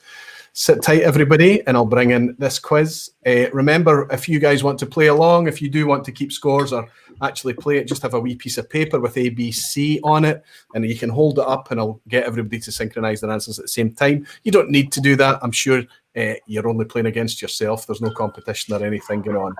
But let's go through this as quickly as I can. Good luck, everybody. We're starting with a banana skin tonight. Tobermory Distillery, as well as whiskey on site, also produces what? On the Isle of Mull, do they also produce A, glass from kelp ash, B, cheddar cheese, or C, Hebridean gin? What does Tobermory also produce on site at the distillery? There's a very, very knowledgeable crowd in. So if you find yourself wondering and worrying if you have to make a wee guess or something, follow the crowd by all means. But the wee banana skin icon here suggests that maybe you should have a wee think before you go ahead, jump ahead and do that. The lounge are pretty fixed on what they think it is. If you all go ahead and hold up your wee letter and guess if you like. Hebridean gin for Ian, a glass from kelp ash from Ian Petrie, Hebridean gin and Phoebe. You just need to tell me. I can't read your. I'll go with the right answer. You're good for you. Well done. It is Hebridean gin, and the banana skin, Ian, is that you are also right because Tobermory Distillery was founded by a businessman who did that very, very thing. They made glass from burned kelp out there originally. Obviously, that industry has long disappeared, as well as the herring farming and everything else. But now, this if anybody's not held this bottle in their hand, it doesn't look much in this picture. But the front of Tobermory, the coloured houses, is on the back label, kind of reverse printed in the paste side, and it's a very attractive wee bottle. You might remember. Yeah. Have you tasted it? Yeah. Yeah, it's lovely. It's very kind of fruit forward. It's like a Caroon with steroids, but it's really nice. fantastic. I've not tried it myself yet. My wife would probably like to try it. She does enjoy a wee gin. Julianne Fernandez was on last year, and she talked about finishing this. She'd just finished this project that was released around about that time last year. Excellent. Question 2. Which distillery recently completely sold out on its Distiller for a Day promotion on Airbnb? Somebody offered an Airbnb package. I'm gutted I missed out on this, where you could go along for a day and just book it up on Airbnb, and you could literally work at the distillery and do the whole thing, similar to some of the other distilleries are doing. The likes of Springbank have been doing it for a while, and some others out on Isla of occasion. Was it A, Blair Athol, B, Scapa, or C, Annandale? Either Blair Athol, Scapa, or Annandale put a listing on Airbnb for accommodation at the distillery, and they sold it out before I even got to it. I heard about it, I jumped on it, I missed it. So I imagine it's only 1 or 2 accommodations, but you know, if you imagine all the weeks ahead in the year or whatever, I don't know how much availability they released, but yeah, of course, all of you would guess this pretty well. Pretty easy one, am I right? No. I'm just taking a punt, man. The Kiwi, of course, Jesse. I think most of this will be guessing for you tonight, my friend. Be amazing to see how you get on with the score. C, hold it up. C, amazing. It is in fact Annandale. Annandale down in the Lowland region, down in Dumfries and Galloway, they were offering Distiller for a Day, which sounds like an amazing thing. Ian Petrie, would you have jumped on that if you saw it? Yeah, didn't even hear about it. I would have totally gone for it. Aye, absolutely, we would have. Aye, maybe we need to speak to Iain Forteath, and we can go up and be distillers for a day at Glencadam. How about that? Sure, we can arrange something. Yeah, definitely. We can definitely have a match. Well, you get free labour. It's just yeah. Like you can clean the mash done. It'll be lovely. We'll work for knowledge even, all day, man. Even clearing out a mash tun. Yeah. Yeah, Jesse, you would be up for that as well, no doubt. Of course. Superb. Oh, Jesse, like just from listening to your chat, we're going to be friends. I would like to keep in touch. But all right, man. Also, never drank Irn-Bru from a Glencairn before. But yeah, I tried the mix. I preferred it neat, to be honest. But yeah, I just don't really like the new recipe Irn-Bru. The old stuff was better, but I don't know. I did forget to get Phoebe and Ian's feedback on that. Did you both enjoy it? Yeah, I wrote tasting notes in that basis, but yeah, I thought it was really good. Strawberry laces on the palate. Nose was like Edinburgh rock and ginger nuts. Good. Yeah. I also wrote specific ginger nuts. Rhubarb. Yes. Yeah, my specific note was the rhubarb side of a rhubarb and custard sweet, not the custard Excellent. side. Just the tart side. Phoebe, how did you go on with the Irn-Bru? Well, I have nowhere near as good notes as Ian's. That Edinburgh rock note is brilliant. Do you know what? I tried it earlier and I really didn't like it, and then I tried it later on, and the more it's open, the more it's giving, and I really liked it tonight. Thank you, Jesse. Thank you. Yeah, yeah. I think it's very similar to me. Don't feel bad about it, Phoebe. When we recorded together, Jesse and I wasn't, but now coming at it from a different perspective, thinking about it is not as a whiskey, but as a wider, broader spirit. I think it's got much more to give. Superb. Question 3. The Strathearn is a rennet set cheese. I hope I'm right there, Phoebe. Made with pasteurized cow's milk, matured for 4 weeks, and washed in brine flavored with what? Can I just wait and see what Phoebe says and then copy her? There you go. Is it washed and brine flavored with E, Strathearn malt, B, peated Tullibardine malt, or C, Glenturret malt? What do they flavour Strathearn cheese with? Strathearn in the Southern Highlands. There's a distillery there too, of course. Strathearn malt would be made there. There's a few distilleries in the Southern Highlands, if we're honest. Phoebe's now she would probably, you would be of the bubble that you would appreciate that there's a whiskey theme going on, but you might not be able to determine the source. I wonder if this would mean that you would be guessing here. The lounge has absolutely nailed it. They feel that they strongly know what this is, a very knowledgeable lounge. Going with the cheese legend. Okay, Shayla, what do you guys think? Ian's, Jesse, and Phoebe. Everybody going for C again. Phoebe, C. Absolutely. Phoebe touched on this with the brine being a washed brine earlier, didn't you? Yeah. So rennet set just means it's set with a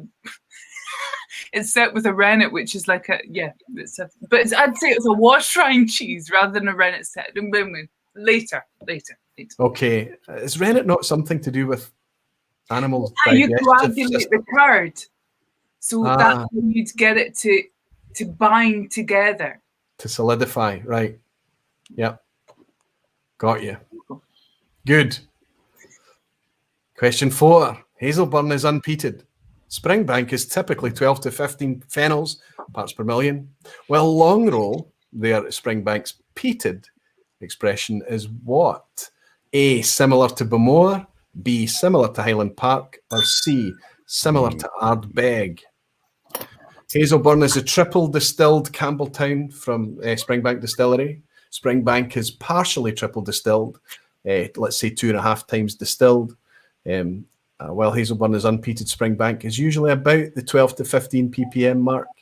Although I personally think that Springbank like to throw caution to the wind and play around a lot. But long roll is said to be A, similar to Bowmore, B, similar to Highland Park, or C, similar to Ardbeg. Go right ahead, guys. Give me your answers when you're ready. A, B. We're all over the place with this one. I can tell you that long roll is peated. Ian Petrie is right on the money, similar to Ardbeg at 55 phenols parts per million, very heavily peated. Very interesting how it comes across in the finished liquid, even the non-age statement, long roll peated. The peat is remarkably more inside the whiskey, I think, than an Ardbeg, where it's much more I was overt. giving one a sniff, literally checking. I had one beside me. I was like, oh, right, I'll smell that. But no, it's not. Yeah. Which one is that, Ian? 18. Oh, nice. You're doing it right. Ironically, I had it just in case this is the Space Side came on again. Or is I was thinking about is it a Space Side, but my time, I knew that it was going to run on with everybody being on tonight. Lots of 4 out of 4s tonight. Maybe I'm being kind. Lohan Jungberg is saying it's looking good. Graham Fraser is saying few. Tonight is my night, says Sheila. Lots of 4 out of 4s. Molasses Mike is saying 4 out of 4 as well. Simon Ray 4 out of 4. Jimmy Legg 4 out of 4. Snapper XV. Oh my goodness. Jerry Miller, Whiskey Radar, Roland Hellswood, Blair Stevenson, Bruno Martins. Everybody is on 4 out of 4. You're under pressure, guys. Question 5 is always a picture. This is another one from our excellent travelling journeyman Barfly Graham Fraser. But I'm just going to straight ask you, which new distillery is this? Is this Lag on the Isle of Arran? Is this Glasgow out in Hillington, or is this Clydeside in the city centre, literally on the side of the Clyde?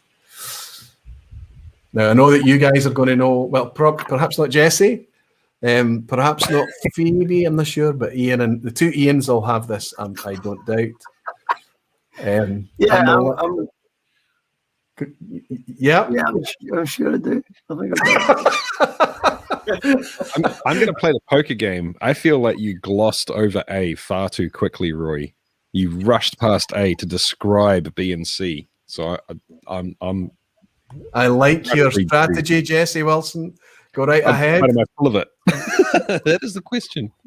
And there you go. You've got some reassurance from the Ians as well. I can tell you that we are indeed looking at the brand new distillery on southern Isle of Arran, making peated spirit down at Lag. Fantastic. If it was that shot there from Clydeside, you'd be able to see the armadillo. So it couldn't have been Clydeside. Yes. Greg's Whiskey Guide is saying smart man Jesse, and Whiskey Central is saying I got Lag question wrong before, never again. Well done, Sheila. That means Sheila's on 5 out of 5. Loads of people will be hitting a pass mark. We're only halfway through. Question 6, the Iron Monkey cocktail of whiskey and Irn-Bru can also be called what? The Iron Monkey cocktail is also called A, a girder, B, a ginger, C, a greaser. On a slightly side note, they were doing, at the height of the advert fame, they were doing Irn-Bru and Jägermeister shots called fanny bombs.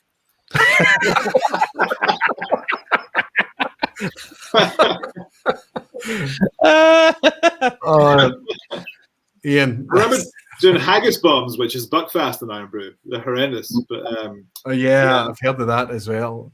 And obviously, Jesse's getting a lot of comments suggesting that Buckfast is our other national drink. I don't agree with that. Buckfast is a cultural phenomenon, but it's regional. So west of Scotland, it's in pockets, it's in Lanarkshire, it's in areas of Scotland, Buckfast, but it's not a kind of national thing. Unless I'm wrong there, would you agree? I don't know. I mean, at uni, we had a place that you could get it by the pint, which is pretty horrendous in Dundee. It was pretty rough stuff. You've also got Eldora, of course. Yes. Eldora. We didn't have it in Fife. No Buckfast in Fife. Yeah, so I think it is quite a regional thing, Phoebe. I think it's more of a West Coast kind of Lanarkshire thing, certainly. Anyway, guys, hold up your answers. The lounge has kicked this out the park. It's going to be some good scoring tonight. Absolutely spotted on. Although I did find a lot of people mixing vodka and Irn-Bru and calling it a girder as well, but whiskey and Irn-Bru can also be called a girder. In fact, look at this, quite an interesting wee experiment that was kicked into touch very early on. This was Bell's whiskey that they were literally retailing, branded as Irn-Bru. Can you see the branding here? It's quite incredible. Now, this is probably from 20 years ago. This is an image shared with me from Fraser Richardson, a patron, and he sent this in, and I think you just would not see that on the shelves these days, right? I got my mum to buy a bottle of that for my dad for his birthday one year, and God, was it badly received. It was like he hated it, absolutely hated it. I can imagine somebody being gifted that and them holding it up and saying, "What have you done to my favourite drink? You've ruined this Irn-Bru." I just love the size of the barcode. Yes. That's the most important feature on this. Maybe the back of the bottle, that particular image, the back of the bottle. But I mean, it's we wouldn't see that these days. Absolutely fascinating stuff. Do you think it's natural colour? Sorry? Do you think it's natural colour? Oh, absolutely. Absolutely. Non-chill filtered, natural colour. Question 7. Which of these is a real Scottish whiskey-infused cheese? Banana skin here. A. Ardmore. B. Aldreaky. C. Crowdy. Phoebe might have helped everyone a wee bit on this earlier in the session. But read the question, please. Which of these is a real Scottish whiskey-infused cheese? A. Ardmore. B. Aldreaky. Or C. Crowdy. There is a banana skin here. I think the wheels might wobble for a few. I'm not sure. Thomas Elmer thinks it's C, as does Greg's Whiskey Guide, whereas Colin, Dogs Have No Uncles, thinks it's B. Ian Bowes, Graham Young thinks C. Gino is C. Lots and lots of people. Andrew Pierce thinks it's Ardmore A. Guys, hold it up and tell me. I can see Ian is grimacing. He's not sure. He's gone with C for Crowdy. Crowdy for Jesse and B for Aldreaky. Phoebe? Well, I don't think any of them are. Crowdy is certainly not. There's no whiskey in Crowdy, unfortunately, guys. Aldreaky is they use shaved whiskey barrels to smoke the cheese. It's not whiskey infused. Ardmore is actually infused with Ardmore whiskey. Really? Yes, Ardmore cheese is actually infused with the whiskey. Now, I did read some tasting notes, and it was widely suggested that there was no flavour of whiskey in the cheese whatsoever, but the marketing suggests that it is nonetheless. So there you go. Flavours of cheese in the whiskey. That's right. There's a wee bit of cheese in my whiskey. Yeah, it's infused. So there you go. I think that was a bit of banana skin. Some people are starting to slide a wee bit. Let's see how we bring it in for the last 3 question. Oh, there's a wee picture of Ardmore, which just looks like a generic slice of cheese to me, Phoebe. I don't know if you... But I put it up there just to let folks see. I don't think that's Ardmore either. Well, this could be a wee bit like the question that I had last week that I made a backside of, and I apologise to everyone in the comments. I'll apologise here again. But according to the website, that is a picture of Ardmore cheese. You can buy it online for $2.99 for 150 grams or £6 for 300 grams. I would have expected Phoebe to spot an Ardmore at 200 yards. I just And I think everybody that wants to take a point out of that on Phoebe Say So can go right ahead. I am very not sure about that, Roy. I'm not sure about that at all. Well, let's treat it like the rennet discussion and do it later. Ardmore, I'd have been better not putting a picture up. Okay, here's a question that you're going to get an advantage out of if you're a member of the Facebook group, the Aquaviti Barflies Facebook group. Several Barflies were recently involved in a whiskey tribute video for Jim McEwan, which also featured a Which Whiskey stream host. Who else was featured making a toast to Jim McEwan alongside a lot of fabulous dedicated Barflies? Was it A, Matt from ADHD Whiskey, channel in the US, B, Whiskey Cast's Mark Gillespie, 15 years, Mark has been broadcasting whiskey news, or C, the whiskey friend Alan, a new channel barely a couple of years old, that from down in Manchester? A, Matt from the US, ADHD Whiskey, B, Whiskey Cast Mark Gillespie, or C, the whiskey friend Alan. I appreciate that you guys will probably be guessing on this. I do apologise. But it was a Jim McEwan toast. The invites went out to the community to record themselves doing the Highland toast and uploading their video. I did it too. I have to declare that I had a lot of fun doing it. I didn't quite realise how much fun I would have doing it, and it was great fun. I know that you'll be guessing. The lounge is absolutely screaming that it's Mark Gillespie B. So hold up your answers, please. Everybody's going to go with the lounge, absolutely. It was indeed Mark, and you'll see a picture of Mark here in the bottom left alongside other folk. But that video, it only lasts 35 seconds, there you go. But it manages to squeeze a whole lot of folk in. Great stuff. I have a question, Roy. Yeah? Who's the chap with the lightsaber? Well, I didn't know if it was a barfly or just somebody, but he's clearly an albophile, right, with the saltire up on the wall. He's got the dram to the chest, fully impassioned, and he's got a lightsaber. A purple lightsaber, no less. Aye. I mean, and it is that there is a lot of kind of, the glass is supposed to be a sword, but obviously that guy just went whole hog and pulled out a lightsaber as well. I would have loved the video to be in the dark and the lightsaber be lit. That would be yes. Yeah, but there you go. Superb. Question 9. Which distillery infamously released an entire range that became known as the Disco Cow series? Yeah, Ian's cheering. Can you see? I love the Disco Cow series. I think it was unreal. By the way, it's gold because you can still pick up Disco Cow series very, very inexpensively because people don't realize how good the liquid can be. Not guaranteed to be, but can be inside. They go in the dark. Yeah. I wanted to name them when I worked for Scotch Whisky Auctions, the Whiskey Cow series, and we decided not to do it. And I really think we should have at the time because it would have. Well, everybody knows them as such now, absolutely. Yeah. But watch Distillery, and you can see how tenuous the links to cheese and themes are now. I was getting near the end of the quiz. I was really digging. You're milking it, Roy. And Hoyt is asking. Hoyt is saying, is that video publicly available? Hoyt, absolutely. If you go to the YouTube channel for the Water of Life film, just type in YouTube, the Water of Life film, and you'll see that video uploaded there, Hoyt. Great fun it is too. Okay, here's your options. Is it A, Glen Scotia with their Disco Cows? Is it B, Glen Turret with their Disco Cows? Or is it C, Glen Murray with their Disco Cows? Did I skip over the right answer too fast there, Jesse? Did you get me? Oh, mate, I'm a full can of Irn-Bru down now, mate. I'm just I'm playing disco letters right now. And it's barely lunchtime where you are too. Yeah, I've got to be productive for the rest of the day. You've been very productive from my perspective, my friend. Okay, give me your answers. Hey. Oh, seriously? It's all the Irn-Bru. Well done, Jesse. That'll get you through, man. Absolutely. And I've included a wee picture of Glen Scotia's. This was probably discontinued, Ian. What do you think, about 2014 or thereabouts? Or? Right about it, because there was two iterations of the Disco Cows. There was that one had the Aurora Borealis on it, and an even more full-on release. Magenta, because the 16 was a red or a pink in the first release, and that 16-year-old was magnificent. The 12 was the best for me, pound for pound, in that one. I thought that 12-year-old was amazing. You can still pick these up at auction, and I think that they can still be bought for reasonable prices. They're not in demand because of how garish they are, perhaps on the outside, I think.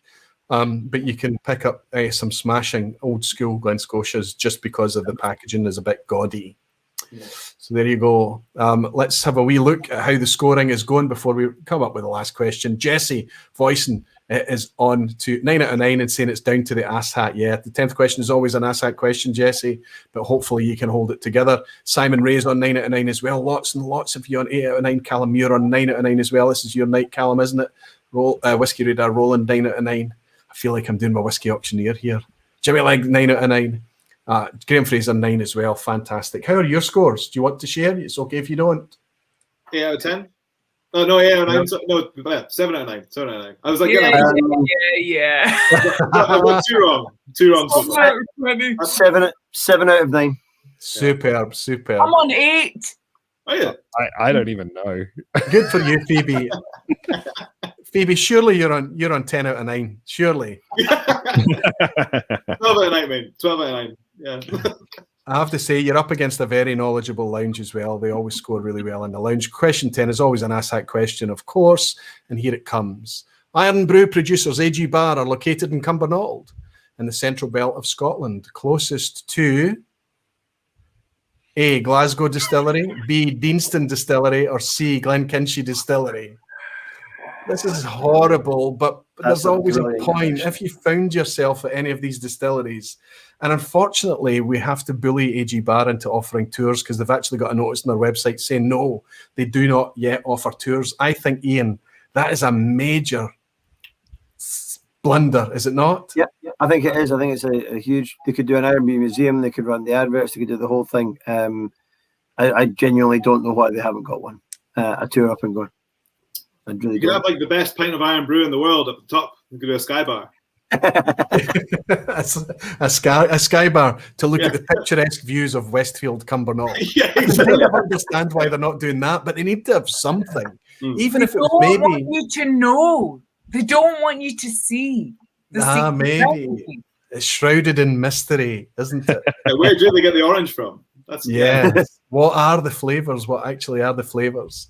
Listen, everyone, the lounge is answering feverishly. Tell me what you think is the closest distillery to AG Bar in Westfield, Cumbernauld. It is. I'm putting my hands in the putting my life in the hands of the lounge. The lounge. Fantastic. Yeah. It's a good thing to do. It is indeed Glasgow Distillery. I can tell you that Glasgow's only 20 miles, 16 minutes or so away. Very easy to get to. Deanston is 29 miles, and Glenkinchie is quite away, 59 miles, just over an hour away. So there you go. Glasgow is indeed the nearest. So how did we get on? How many 10 out of 10s have we got tonight? Are we celebrating?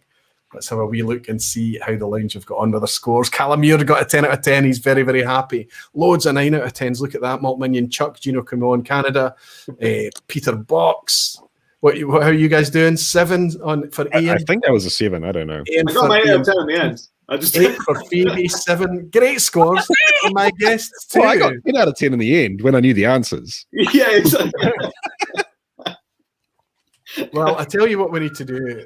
We need to award you top prizes, Jesse, for just dedication to the craft, chasing the craft, as you put it.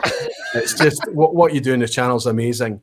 Iain Forteath kicking it out the park, showing us why you've been appointed as master blender as well, and being able to pick out those things in the whiskies, and just being a total charmer and making everybody so happy that you joined us last week and then coming on again this week to celebrate cheese. And just to relax with us, honestly. Yeah, cheers. Ian Petrie, I always love sitting next to you at the Whiskey Club, of course I do, and I like having you on the vPub as well, my friend. It's good to have you here. But more than anything, just your sense of humour and just coming on and celebrating that whole thing that is. It's just amazing that you were able to stitch this together for me tonight as well, and bringing on one more thing that might stitch this even closer. Ian, when were you at uni in Dundee? 2007. See, I was at uni in Dundee as well, but I'd left Dundee at that point. I thought there might have just been a tiny crossing of paths. That would have been cool. We'll need to meet up for a dram, though. Definitely. Yeah, when the two of you meet up, you will work out what that is. Ian and I were born in the same town, but I am about 10 years older than you, Ian, right? 10 or 12 years older than you. I'm 51 now. 9 on Saturday, because I turned 42 on Saturday. So I'd left Perth just as you arrived, I think. Happy There's only birthday. space for one of us. There's only space for Only two. one of us. We needed to move to a bigger city for it to accommodate. It's odd Johan Lundberg has managed a 10 out of 10. Greg's Whiskey Guide is saying congrats. I don't know if you got one. 9 out of 10 for Blair Stevenson. Let's see who else got 10. Hells, Wid and Andy, superb 10 out of 10. Whoop, whoop. It might just be Helen on her own tonight. Simon Ray saying first time ever on his 10 out of 10. Brilliant, Simon. Jesse is woohoo and his 10 out of 10. Superb, Jesse. Well done. Mike Molasses is saying 9 out of 10, but he's going to take Phoebe's help and claim a 10 out of 10. Good for you, Molasses. Good for you, Mike. Well done. Superb. Audio Lundberg has bought me a dram to say cheese, everybody.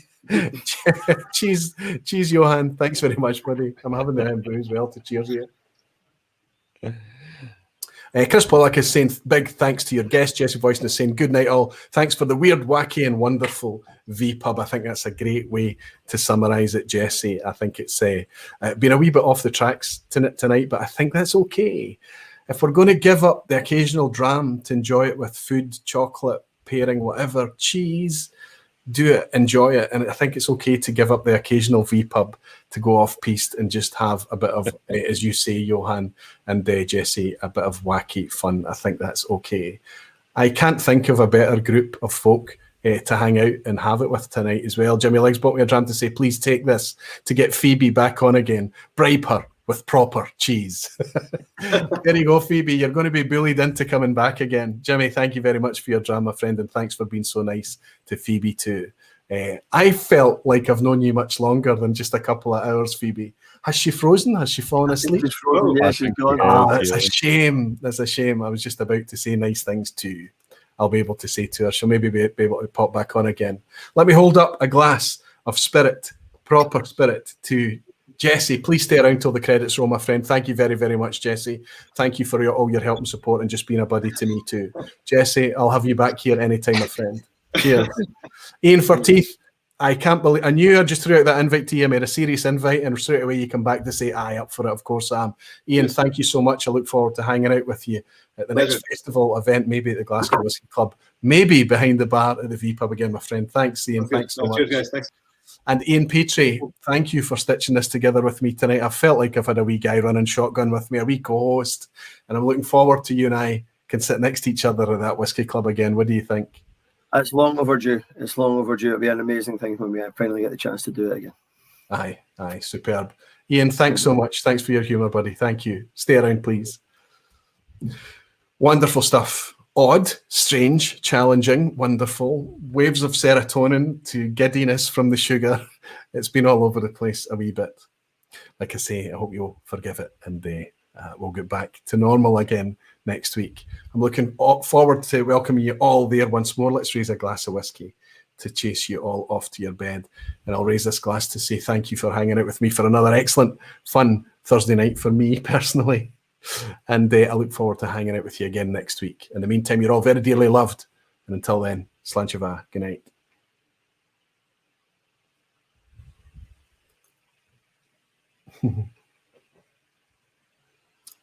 Whiskey's still better.